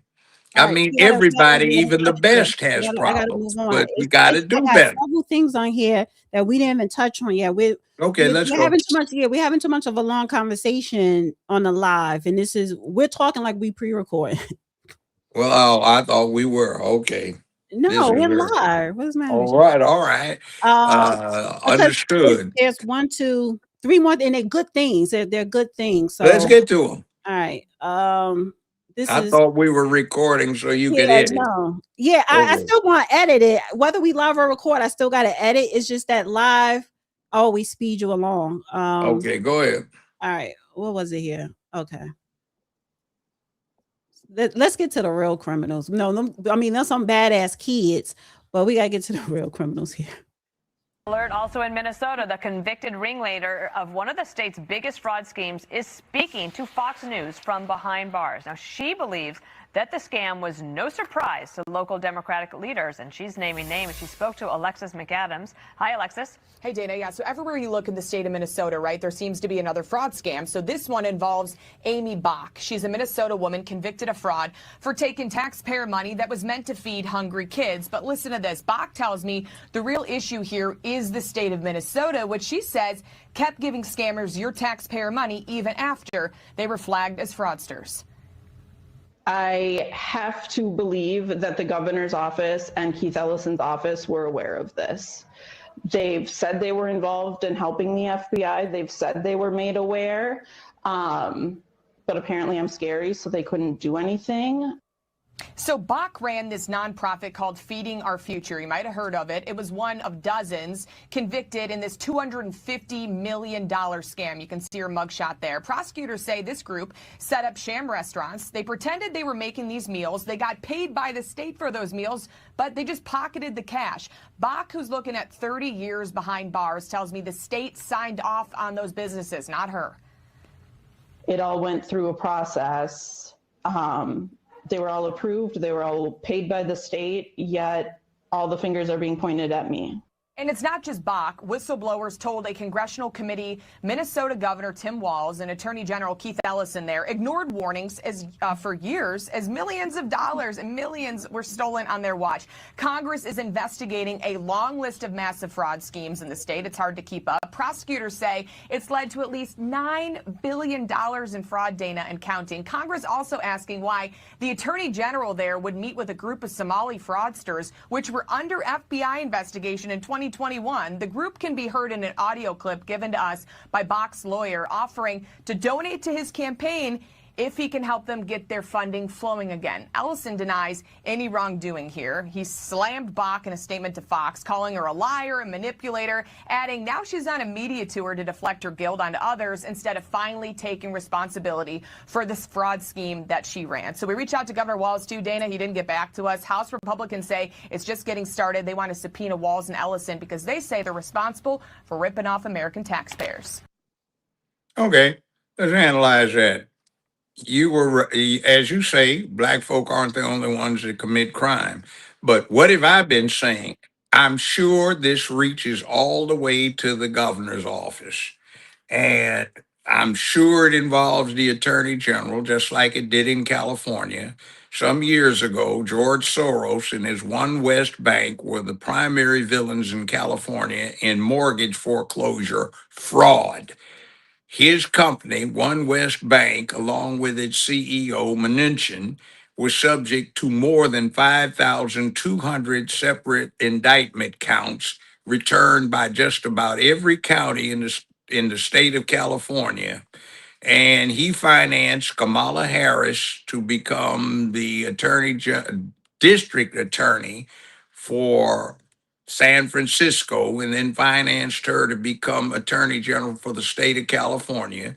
She criminally consolidated every one of the 5,200 plus counts of indictment as she could as attorney general for the state and dismissed them, and 2 weeks after she dismissed them, George Soros sold One West Bank for $3.4 billion. Now, that's the kind of criminality we have going on.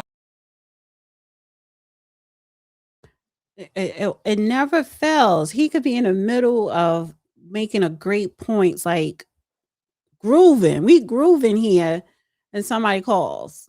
Judge, I can't see you or hear you.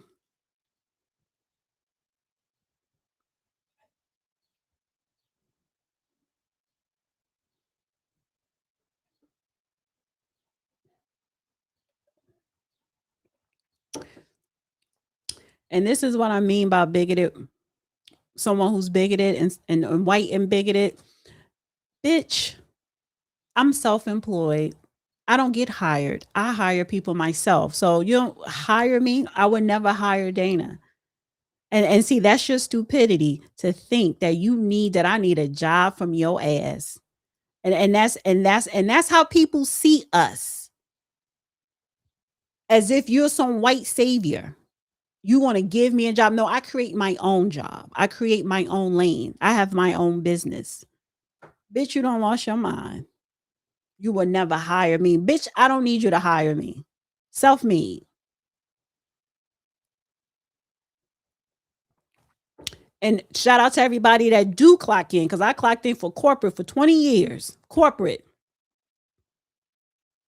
Degreed up. Now I clock in whenever the fuck I want to. And that's exactly why black people think the way they think about white people, because of this, because of stupid ass white people. Your stupidity. Let me just say this: because of stupid people such as yourself, ignorant people, ignorant. See, I'm always, I get on black people more, but I love getting on white people too, especially in real life.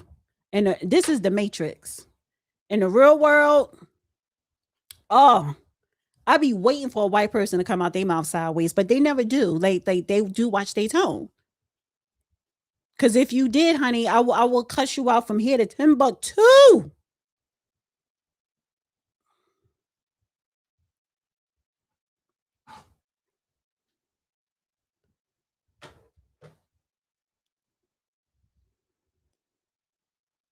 Well, on X, especially somebody white on X be trying to go in like, I don't know. People don't listen to the I would do. never hire you. Like, bitch, I ain't looking for no goddamn job. Okay. I I'm certainly not. I'm retired. employ people. I'm not. I'm retired. You're retired. But anyway, yeah, I hate when you were grooving, you in the middle of something and somebody won't call you. Like, come on. I don't know what the devil. I've got do not disturb on here, a recorded message that goes out in case somebody calls, but So it do doesn't not seem to disturb work. on your watch, your phone, and your All of the above. um And so, I mean, it's supposed to play a recorded message saying, can I call you back later? But apparently people feel they are so desperate they have to get it. Now, I got my point out, but this is going to reach all the way to the governor's mansion, the gubernatorial mansion in Minnesota. It's going to embrace the attorney general.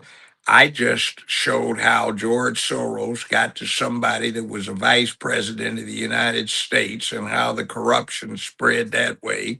And also, one of the other things that's going to come out that is of more concern to me than this domestic criminality, which is what our intelligence community is suggesting is between 160 million and 300 million dollars that has gone to Al Qaeda, ISIS, Hamas, and other terrorist entities that are under the control of Iran, who are sure to have snuck across the border and infiltrated our cities and planted explosive devices and are going to cause all kinds of havoc in the meantime. And I see that the Democrats are stupidly trying to get the war powers evoked and restrict what has been a warning to the People's Republic of China to cool and chill, be cool and chill,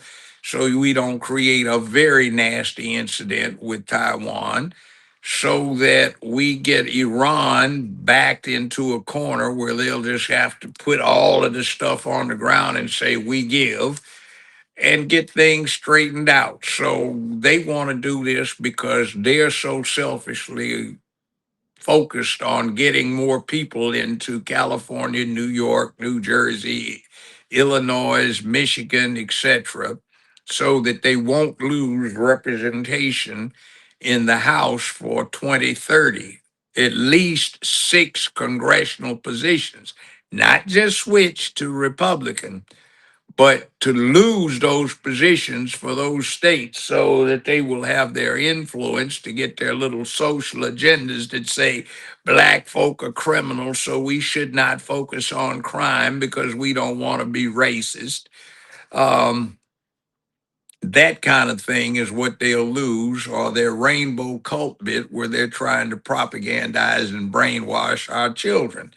So I want to play this. we have to focus on the important stuff. Our national and local security is becoming highly dependent on what happens with these clowns who are trying to break the law and expose us to high personal and collective risk so they don't lose their ability to impose social agendas. And we have some more people going to jail. Who this time? Oh, Fanny in Georgia. Just said that we're going to find out that President Trump actually did win certain states in the 2020 election. Now, the president says all the time that the election was rigged. What have you done about that? Do you have any evidence that the election was rigged? What can you tell us? Well, there's a ton of evidence that the election was rigged. That's not something the DOJ needs to tell you about. There's been evidence about that for many, many years. What I can tell you is that we have multiple investigations going on in Arizona, in Georgia, in Fulton County, Georgia, and that's exactly what we're looking at. By the way, this is very difficult because they're very good. They're very good at hiding up misconduct and hiding what they're doing. And so that's why we're very focused on finding out whether the right people voted, whether people who were supposed to vote voted, whether there was one vote cast per voter. And that's what we're doing in multiple states. And I expect, and again, people, you'll say to me, how long has it taken? Why is it taking so long? And the reality, the answer to that is because it takes a lot of work to uncover what happened in 2020. It takes a lot of old, good old-fashioned law enforcement police work, which is what we're doing, and we have great prosecutors working on it as well. And I expect that, and I assure the American people that as soon as we have something to say for it, whether it's charges, whether it's a report, whether it's the results of an investigation, the American people will learn about what we've uncovered. Yeah, so in other words, what you're So that's the Blanche, the acting attorney general. He said, listen, we have a whole bunch of evidence for Georgia and Arizona election fraud. So They ought to come to Tennessee. November 2024, myself and somebody from the state election commission. We were down at the local election commission election night. I was representing a congressional candidate, a Republican congressional candidate, and commissioners were running around frantic because in some precincts they had significantly more votes that were supposedly cast, and they had voters who signed in to vote. So their decision, somewhere around 2 o'clock in the morning, was let's count all of them since we don't know how to ferret out those that are bogus. So they counted all of them, but that is 2024 November and nothing has changed. And that was on top of me personally eyeballing at least two people voting twice in some of the early voting when I went in to vote. So it is a reality and it is something that exists. Well, it says here California Democrats are making a move to rig the governor's race. Democrats are putting forth a new ballot initiative to repeal the top two candidate rule that takes the two leading candidates because the two leading candidates are Republicans. A new ballot initiative has been filed to repeal the state's top two primary and return it to party-based primary, where voters like you will only vote for candidates in your registered party. The man behind this is Steve Maviglio, whatever. Maviglio. He's the former. You don't need to read the names since Yeah. nobody's going to deal with them. Former communications director for Governor Gray Davis. He's not the same random nobody, longtime Democrat insider, top Democrat operative. He filed paperwork with the state to change the rules of the game. Now that Democrats are losing, keep in mind this top two system is the same system that locked out Republicans for 15 years. But now that is going to lock Democrats out, they're turning to their rigged election to maintain power and changed rules. This month, a new ballot initiative has been filed to repeal the state's top two primary and return it to a party-based primary where voters like you would only vote for candidates in your own registered party. Now, who's behind this effort? Well, the leader behind it and filed this with the Attorney General this month is Steve Maviglio. So, this month, a new ballot initiative has been... Steve Maviglio. Interesting character. He's played a big part in a lot of mess that has been going on in California. Now, by the way, see, this whole thing started because the Democrats that want to make it all about color down in Texas had a coon fool, Jasmine Crockett, an embarrassment to our whole system. And that certainly was not good for the state of Texas, but that district she was elected in was severely gerrymandered some years ago precisely to get a black representative. Now, if that representative had been more mainstream, there wouldn't have been such a push to get rid of this particular feminist embarrassment who went to school in Memphis at a place called Rhodes College. Rhodes College is the evolution of something she talked about very badly. It was once known as the Masonic University of Tennessee. So she had nothing but negative things to say about Masonry, most of them false, but she said negative things. So the effort in Texas was to get rid of the gerrymandered district that put that, shall we say, embarrassment in a position to do further damage to Texas and the country. Now, California decided to retaliate. And what they did not realize is that they were on thin ice because, as I had pointed out decades ago, when you have something based entirely on race, you're going to lose because American law cannot give a preference to any ethnic group unless it's remedial. And when the remedy has been achieved, then the remedial provisions of the law have to go by the wayside. And that's what's happened. You can see what's going on in the cities where black folk have done pretty good about taking control of them, like they could probably if they had some people in Congress that weren't interested in the rainbow cult more than they were in their black constituents. But that's another story. So we've got a war that's been going on nationally, and the Democrats have been trying to turn that around and make it look like there's some kind of racism because what has been obvious for years just simply became manifest. Well, Now, one more thing. What? Maybe one and a half more things, but this is something here. That was a and good by the way, conversation. there one thing too. Let's take Prop 8. Prop 8, or a version of it, is passed several times in California and been stricken by the California Supreme Court. And Prop 8 stood for the proposition that marriage is only supposed to be between a man and a woman.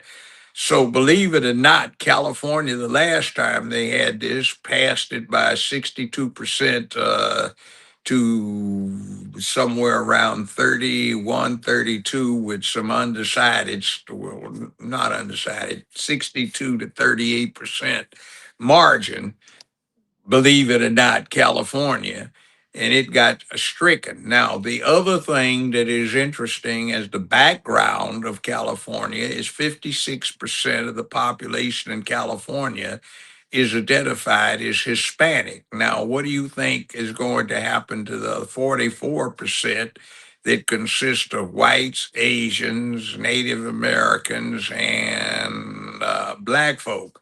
See, when you get this in place and everybody's so happily ignoring 56% of the population of California like they don't exist, it's going to be a disaster for everybody involved.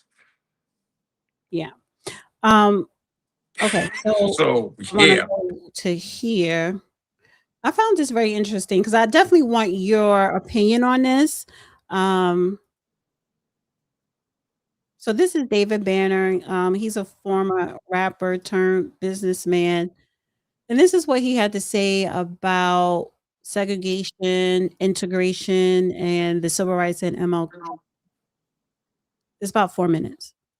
If you go back and look at Martin Luther King, and it's online, the speech that he was going to do at his church, that the week that he died, you would have thought that was Malcolm X. Martin Luther King was sick of getting his ass beat on. He wanted to be about finances. He was talking about some of the things that were going on in the war that nobody dared to speak about. That was the reason why they killed that man. But the version of Martin Luther King that black people love, I don't think Martin Luther King liked him when he died. If they could separate themselves, he wouldn't like that dude. Well, that's heavy. But it's the truth. But how?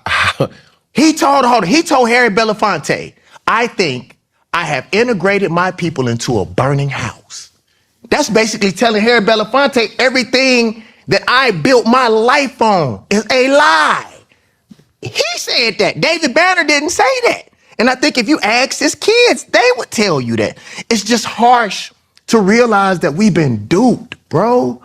That's the hardest thing when it comes to food, history, bro. If it ain't mathematics or science, in most cases, these people done lied to us. And that's hard to admit that we went down the wrong road, bro. So I'm trying to separate because I'm trying to follow. And specifically to Martin Luther King. Martin Luther King. The version that is in front of us, the propaganda that we see in schools and in Black History Months and the I Have a Dream and the monuments and how great Martin Luther King was and what he stood for. You're saying that it's a lie? What I am saying is Boy, here go all them endorsements, Regina. Regina said, No, bro, like, integration was the worst thing that ever happened to black people. Being enslaved is just losing a war. Like, once we integrated, we thwarted the opportunity to teach our own children. We don't have no options on what we teach black kids in public schools. Think about this, y'all. In a lot of public schools, in a lot of colleges, they tell black men that they can't wear locks. Your natural hair. Dog, do you see that they say they can do anything to meet that they want to, put anything they want to without telling you the truth about it? Think about right now in America, what black people have influence over what happens to their children in general. What they feed them, what they see on TV, what they hear on the radio, any of those things. So by integrating, by even saying that you want civil rights, take the word, the operative part of the word is civil, right? You're saying that I just want you to treat me civilly, right? And anything that you do in life, 9 times out of 10, you're not gonna make 100, right? Even if you're great. So if you fall short of civil, that means they treat a dog better than they treat you. I don't want civil rights. I want you to treat me like the God that I am. And so what I'm saying is that they take pieces of a person. Like they couldn't stop Malcolm X, so what they made him was an X on a hat. The same thing that they did to Jesus in Christmas. They took Christ out of Christmas and put an X. These are the mind games that we don't see. And to be honest with you, as our friendship grows, these are the types of things that keep me up at night, Cam, because I see it. And it's so clear. So you would have wanted segregation to stay segregated? Well, I would have wanted black people to build their own shit. I would have wanted black people to praise their own God. Okay. I would want black people to teach their own kids. I'm not saying that we can't be together, but would you respect somebody who you allowed to stay in your house, whether you forced them to stay there or not? And what, they've been staying there for 50, 60, 70, 80 years, 100 years? It's time for us to get our own. If we have our own, then we don't have to beg for anything. Your face expressions are priceless. Okay, he's right about Malcolm X and Martin Luther King. They were gravitating toward each other. And when King was slain in 1968 April, the country was militant. It was no longer nonviolent oriented. But he's completely wrong in his ignorance about integration. It never was about integration. It was about desegregation.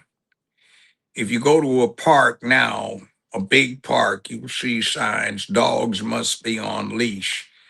Dogs are allowed to run off leash, curb your dog type thing. That's the way it was for black folk back up until the early part of the 1960s. It was no colored allowed, white only, colored only, and it was segregation with no option to anybody involved about where they chose to go except white folk who could go wherever they wanted to. They even had specific postings that I read because I was in high school that said colored only allowed under supervision of responsible whites.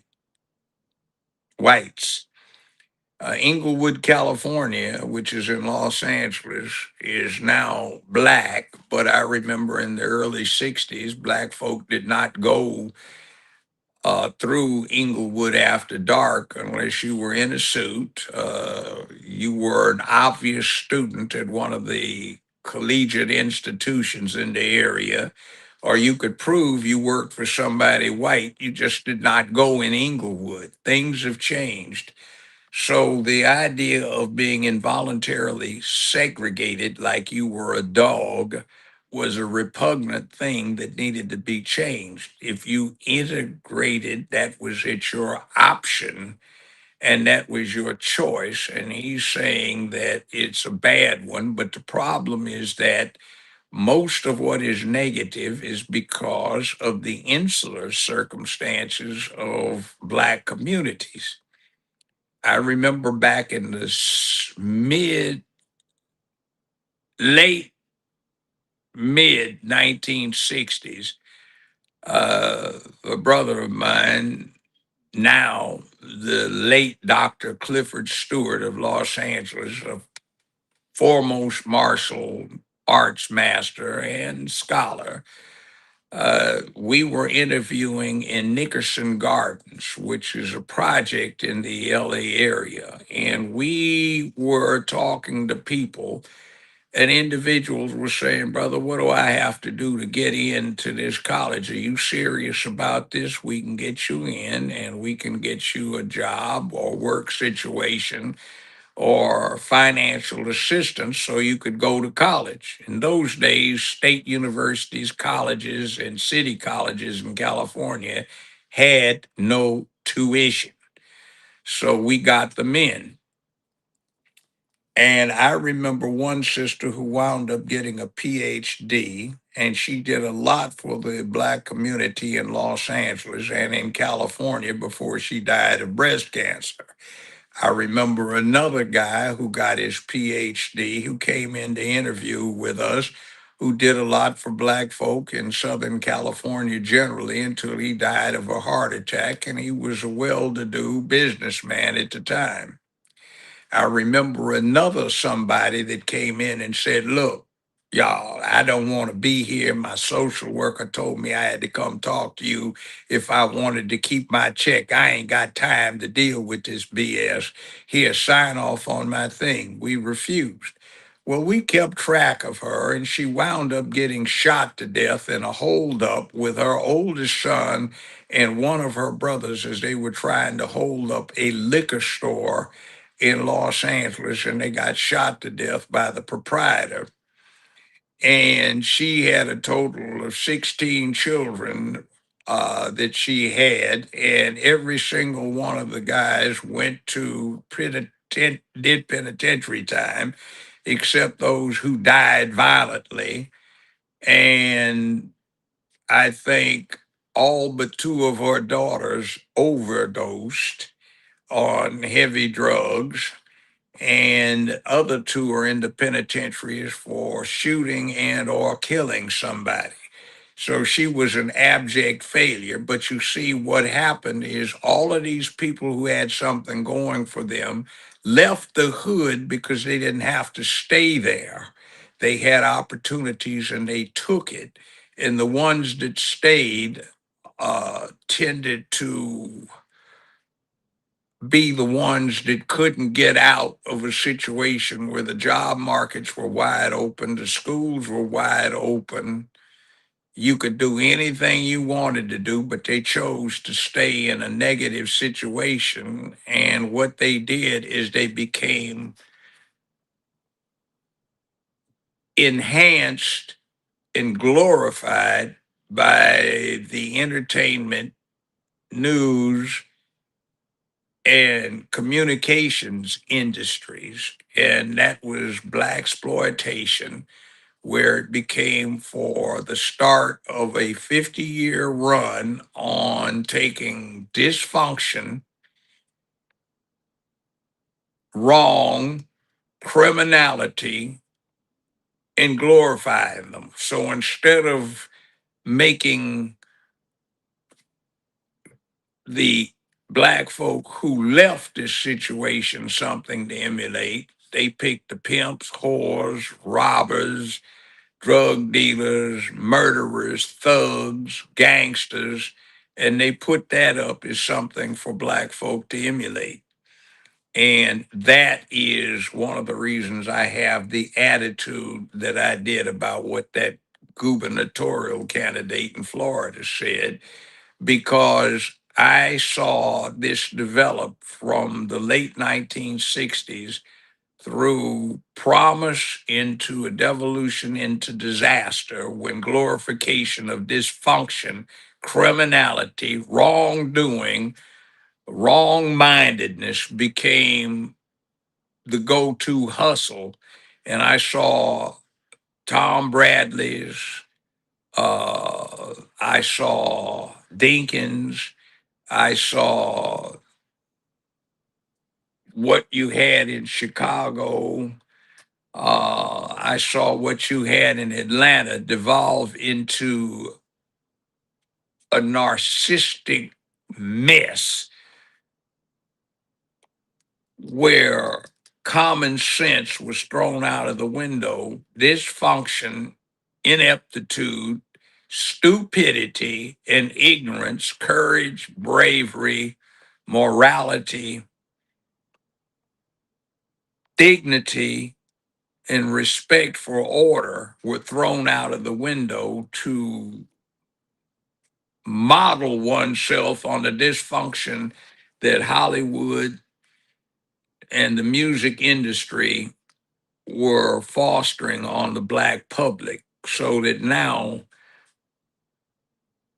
dead music, hip hop, rap, which is gangster rap particularly, which has been popular for 45 years, which is way beyond the 7, 8, or 9 years that Hold music, white on. or black, in America It has not became. been popular for no 45 years, honey. I'm going Well, to be okay, 50 this Too year. Short, That came out in the 1979, excuse me. 90s. Don't, you're not going to age No, me, honey. It came out in the you ain't that old. gangster rap was labeled gangster rap in the 90s. They may have labeled it. Late 80s, They may have early labeled 90s. it, but I remember from the mid I 70s. was a teenager. I wasn't Yeah, but I 45. remember, you don't remember this because I was practicing law and I went to New York on trips just to have a good time. And I remember Gangster what, rap came out of excuse California me, too. I remember when rap started as such. You had Gil Scott Heron and the jazz. But that wasn't gangster rap. Hold on, I know you No, had a jazz. Hold on, let me. no, no, no. I'm not going to Specifically dispute saying you gangster on rap. I'm that. not talking about I'm rap in talking about general. how it got there, but I'm talking about it just as a matter of transposition of names. Because what happened is gangster rap came out of ego rap that we used to call it, which developed off of why rap became recognized as such rather than what No, Louis no, Armstrong. no. Wait a minute, stop. You weren't there. I was. Louis You don't know nothing Armstrong. about hip hop or gangster rap. Like Hold on, hold on. No, hold gangster on. rap did not become Hold on. Just a stop, thing stop, until the stop. late Don't 80s, give us early the myth. 90s. Don't give us the myth. I'm giving you the reality. You had people No, who you're not. rap. Hold on. You had people who couldn't sing but could rap. Louis Armstrong, the Jazz Messengers with Gil Scott Heron, and so forth. Who's from where my people? A lot of my people are from Jackson, Tennessee. So what happens is in the early mid 70s, New York had this thing where they started having street fest. And they had people who had been DJs at street parties come together for contests and they rapped. They talked about themselves, which was braggadocious, and they started talking, and people would applaud, and prizes would be given to whoever did it the best. These were DJs who played for street parties and house parties, club parties, and they talked. And you got Too Short and that bunch way in the late 1970s who bragged about themselves. And that's what we used to call brag rap. What happened is the brag rap transposed itself into gangster rap, where what they were bragging about went along with the black exploitation stuff in the movies about what badass pimps, gangsters, and drug dealers they were. Biggie Smalls was talking about the grams he moved to finance his first cuts. It's not like it No, you is did not. now. And that's what I'm saying. Like, just Okay, stop it I'm not. right And let there me because finish. Let me no, finish. because you're saying misinformation. It's not Yes, misinformation. it is. It's not. What Yes, it, happens? I'm What telling you happens it is. You is don't you. know shit about I gangster do. rap. I And the listen to it. reason, and the, I and the reason, and the, represented and the my reason, no, clients. no, no. You're talking about rap. You're talking about hip hop. Yes. But if you're specifically talking about gangster rap, saying that it started to Look, the emulate, hold gangster on. rap When you're became saying that it something. started to Look. emulate the The Pimp gangster and that rap type came of about movie when they culture, hold started on, let me getting. talk for a second. Let me talk Hold on, here. I haven't I'm finished. telling you the how gangster rap evolved. When you talk of NWA, that was the first group. Ice-T, he was the That first ain't the rapper. way it started. You're not. That is not the I way it said, Judge, started. you're not even listening. That's not. I'm not listening to you I am because you're wrong. specifically talking about gangster rap. You're Ice wrong Cube, with how it Ice started. Cube. They came No, out of the that West came Coast. later. They was That came talking later. about what was Let me going tell on you in when it the hood started. when it comes Let to me gangs let and me tell violence you and when it drugs. started. It started when Viacom acquired BET and MTV. And with the No, resources, no, hold on, no. with the resources they gave Johnson with BET and the management for MTV, they could finance video. Rap did not get accompanied by imagery until the mid 1980s when MTV and BET started putting the images out. That started selling worldwide because there was a whole crew of young males all around the world that were being disenfranchised from masculinity by the feminist movement that had spread through the Western world and culture. They enjoyed seeing gangster rap. Unfortunately, what was to be called gangster rap that dealt with all of these half-naked women bouncing around with titties bouncing and bare butts sticking out the bottom of short knit pants. What was going on was basically a feminist thing where they were putting their mothers, grandmothers, and favorite aunts and their friend girls up there and what they look like in July on the back stoops of apartments in the projects. Now, that wound up later generating Tupac, Biggie Smalls, and other folk, and it got to be called gangster rap. But it No. And started. this is what I'm saying. No. Just Well, when stop. do you Just say stop. Just gangster stop. Just rap stop. started? First of all, you're going to Biggie and Tupac. Gangster I'm rap, fast forwarding.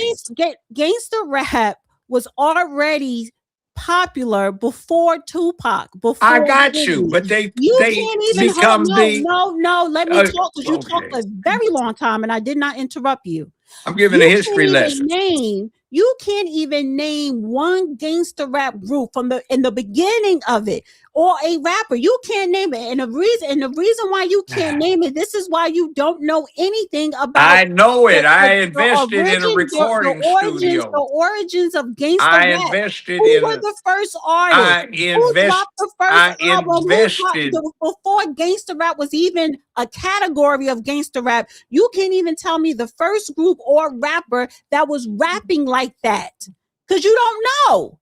Let's put it this way: in And it my wasn't late, Tupac and it wasn't Biggie. in There was my so many late other people that 20s, came before them. when I was in my late 20s as a practicing lawyer with a regular paycheck, in my early and then mid 30s, when I was really hitting it home, way before I became 40, I was having a good time dancing and partying at a lot of nightclubs they had in Los Angeles and in Memphis and in New York and in Chicago, on airplanes, having some very beautiful women that I dated. That was when I was doing a lot of dancing and listening to the music. It evolved. When you were in And your I 20s, hip hop and rap wasn't even a thing. I understand. So It was, again, I'm not saying that. Would you when you listen? keep saying gangster Woman, rap, listen. I'm you're telling you conflating how two it different evolved. things. I'm No, you telling cannot you, tell me how I'm it telling evolved. you how No, it don't evolved. tell me anything Okay. about hip You hop because had Motown disappear. you choose to dislike it. You And had, you can dislike look, it, but you haven't even studied look, it. So excuse me. stop. I That's didn't need to my study generation it. of music. I didn't need to That's what my study it. generation created. You We didn't created hip create hop. it. We created You don't fool gangsta. yourself. I'm not talking You about didn't rapping. create I'm not it. talking about I'm bebopping. talking I'm about talking going, about look, the look, when culture I of had, hip hop. And gangster rap is excuse part of me, the culture of hip hop. excuse That me, is my generation. excuse me, when I had a Thunderbird, then when I had a Chrysler, You talking about the 60s and excuse the me, 70s. excuse me, I was talking about being the And then director of I'm the like, you public get into rap defender's music, you office. going way off I topic was talking from the about video that having I was a good saying. paycheck practicing law. I was talking about being one of the few black lawyers around before they got the glut. What I got was the plenty original of nookie. conversation, I Judge? went Judge, out to what was happy the original hour. Hold conversation we on. were having? I went out to happy hour almost every night of the week. I was a party animal. I went to all of the many, many black clubs they had in Memphis, Tennessee, of which they hardly have any now. I saw rap develop. Now, here's my point about it. You saw it develop from what into what? I saw it from the start. No, I you did saw, not. look, Just stop excuse it. Just me. stop. Stop. Excuse me. Name I me some was, artists. okay, let me illustrate the point. I started going to parties and dancing when Smokey Robinson wrote a lot of songs for Motown. And in 1959, he came up with Mama Said There'll Be Days Like This. I remember when Ike and Tina Turner hit I'm Blue, Shooby Dooby Doo, because I was dancing to it as a teenager. I remember when Marvin Gaye was just writing songs for Motown. I'm talking about hip hop. You're Okay, talking I about the 50s and remember the how 60s. it evolved in the early 1970s when DJs in New York, LA, and Chicago were playing Motown, Stax, and other stuff at parties, and how they started talking and scratching records when they were playing. I saw what happened when they had What did started you because see?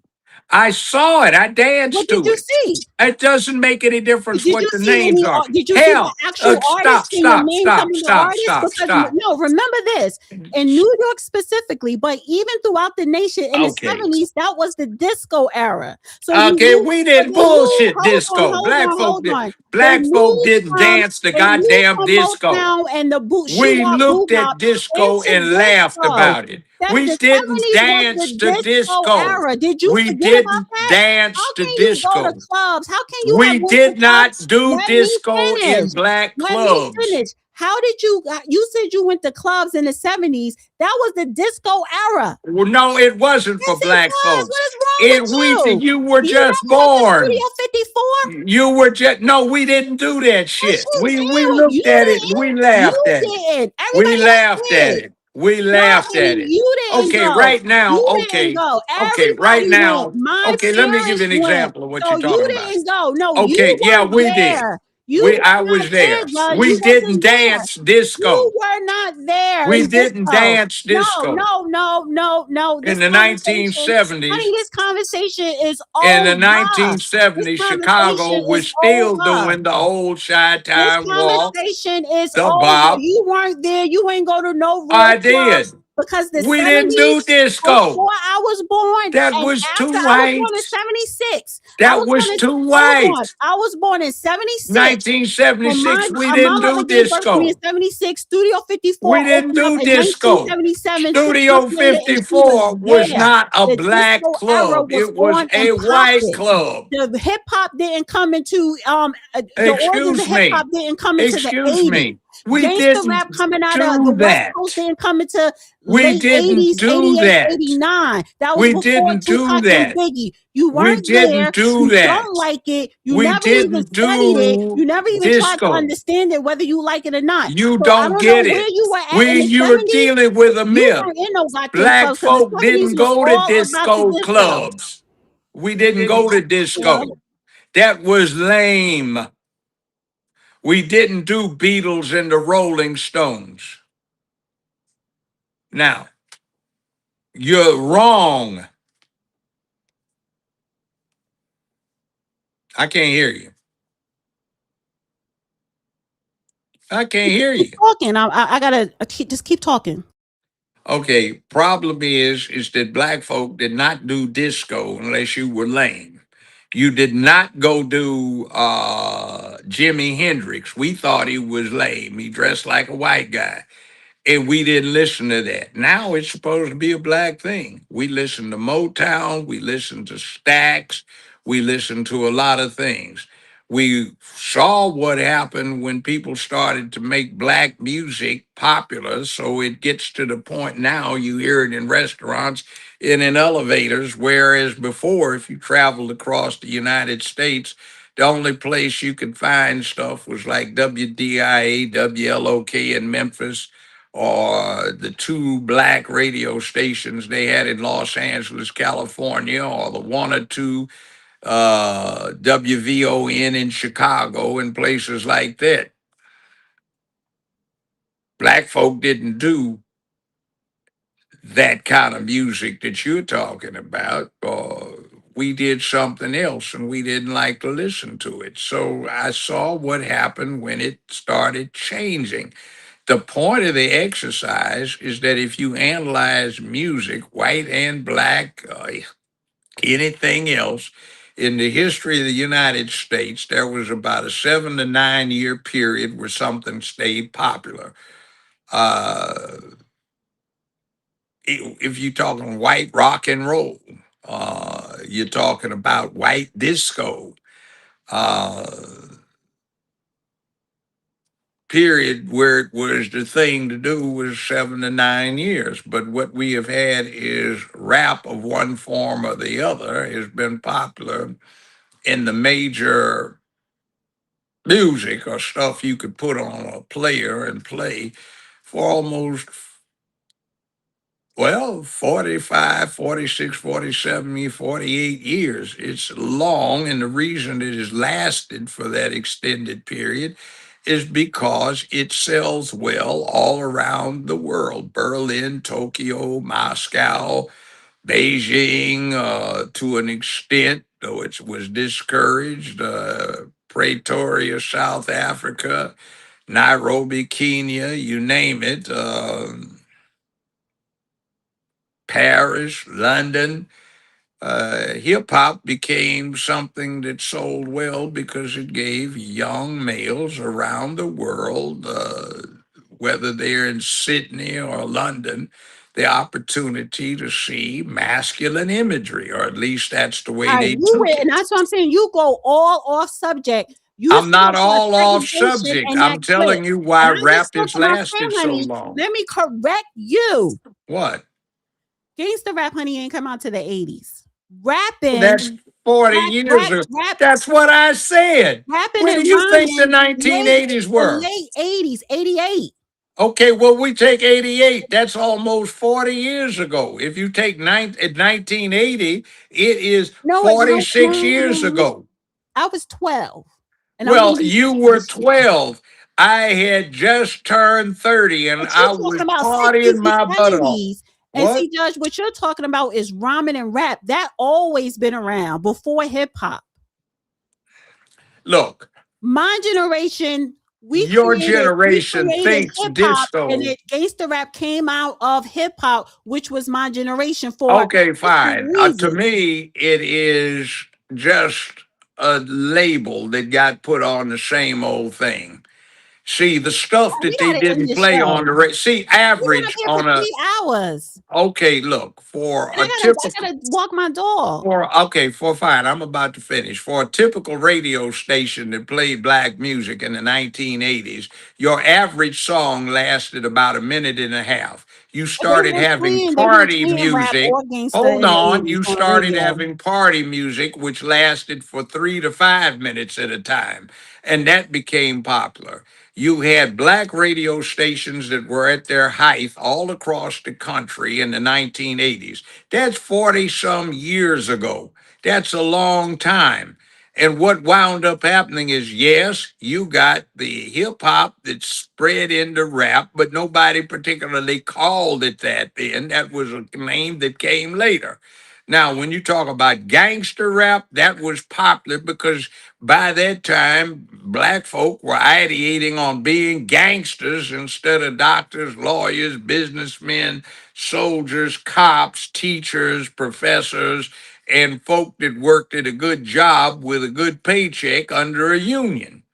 So it's But not surprising that the the popular origins of gangster rap, ideation became the label for the the music. origins of gangster rap, because it originated, it was coming out of California because of the gangs. And then you had a lot of these artists, particularly NWA, and you had Ice-T, that they are the ones who really started the whole gangster rap genre, and they were speaking to what was going on in their hood where they grew up at. But the Where gangster the rap, hell do you think I grew up? South the Central term, LA. but you grew up when it was suburbia. It wasn't South It Central wasn't LA. no It ghetto was when not it wasn't. suburbia. It wasn't the ghetto when you was growing up there. Bullshit. I was Yeah, 8, in the 9 years show. old when I saw some folks set fire to the nightclub across Normandy when I just lived 3 houses on the other side of the That street. was not for civil rights or something. That wasn't civil rights. I Well, saw you them know, set fire and people walking out of there on fire. I saw why somebody was it cut setting somebody's fire? belly open and his guts fall on the ground. Yeah, but that There wasn't was where you all lived at. kinds of crap going You on ain't out grew up in there. no hood. That hell, they had right on the corner where I lived, at the corner of 58th Place in Normandy, there was a house that all of the women in the neighborhood called a place where there was a woman of ill repute. The Dale Vikings So used to you hang telling out me there. you They grew up had the in the Dale hood? Vikings, the Slausons, the businessmen, Bobtown, De La Soul. Those folk all disappeared in 1965 when we had the uprising and nobody was mad anymore.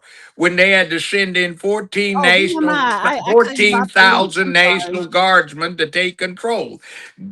The All right, good. gangsters Yeah, didn't pick I back ain't up so until like we talking here for 1969 or 3 hours. 70. Like we And talking on the phone, and it's like I gotta walk my dog. He's going okay, crazy. fine. Well, I mean, I'm just talking history for God's sake.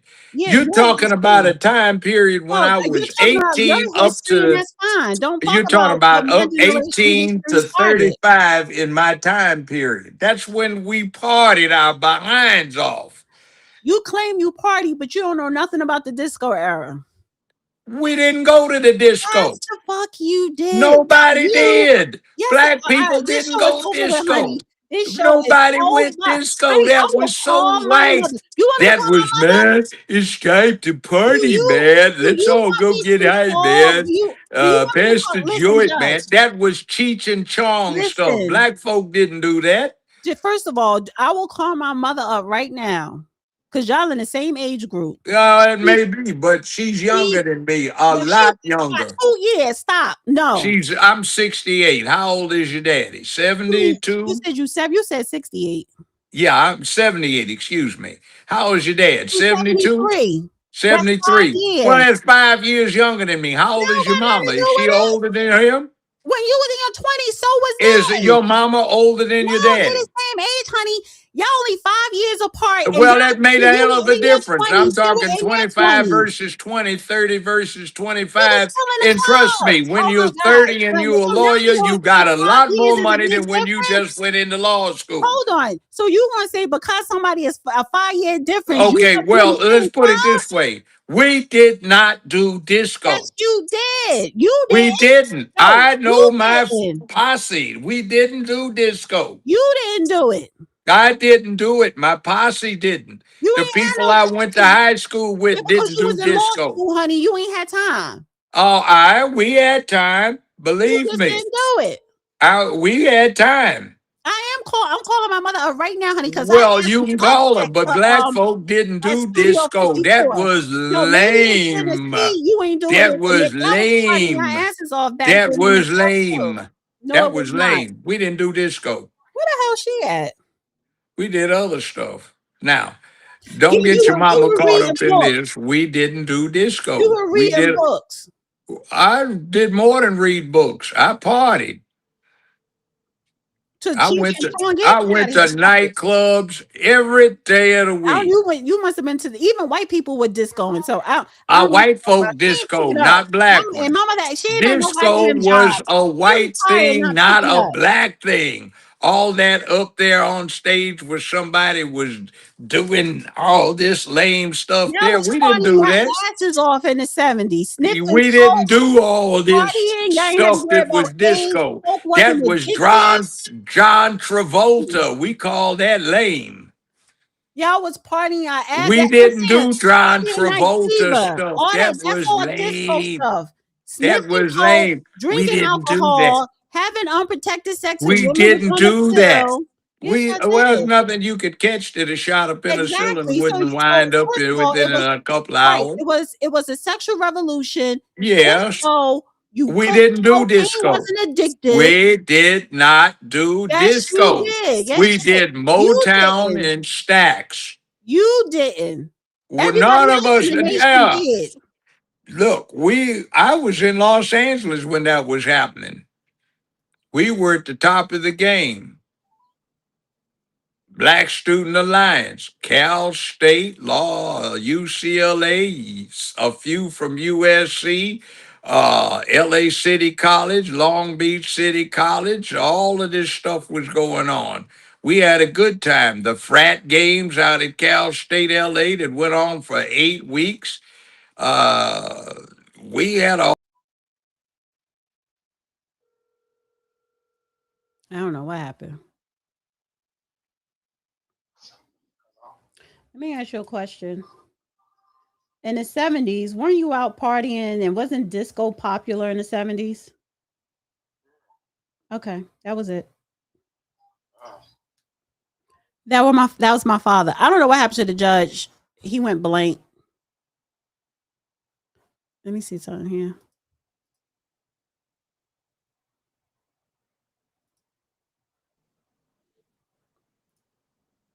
Are you there?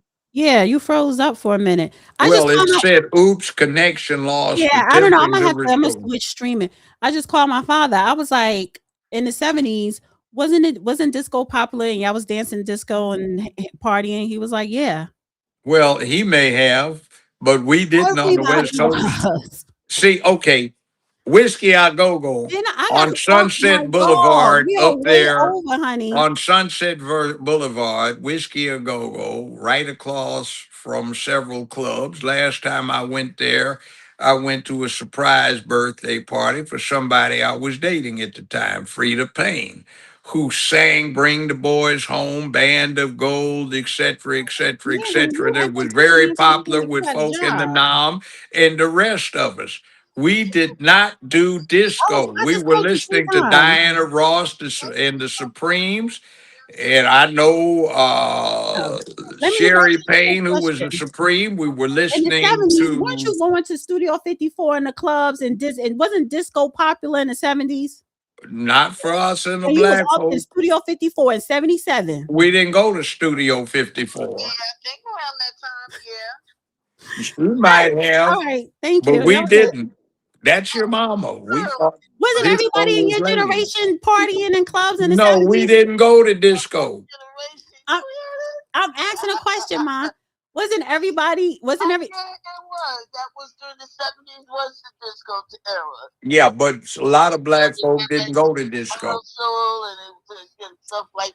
Donna Summer? Yeah. Okay. We didn't do Donna Summer. All right. Okay. All right. Bye.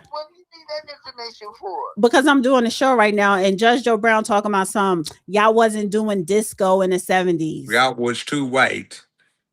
He said it was too white. Well, disco was too white. That was John Travolta.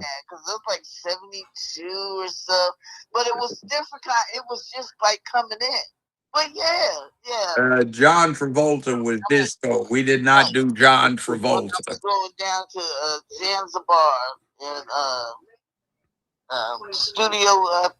Studio 54, yeah.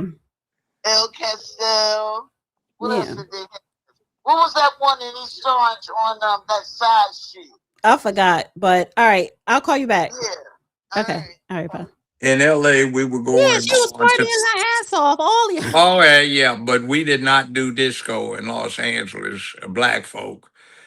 We thought it was lame. We thought Jimi Hendrix was lame. We didn't do John Travolta.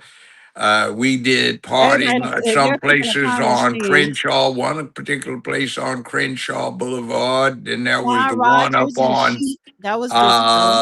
there was the one up near View Park and Baldwin Park Hills up there on La Brea at the top of Right, the yes, hill. I have to walk my dog. I have to walk Okay, the dog. walk We've the been here for dog, 3 but hours. that wasn't us. I'll see if No, I that can look wasn't some of this you, stuff up. but That wasn't that us. was other people. That just wasn't Yeah. you. All right, say good night. Good night. Bye.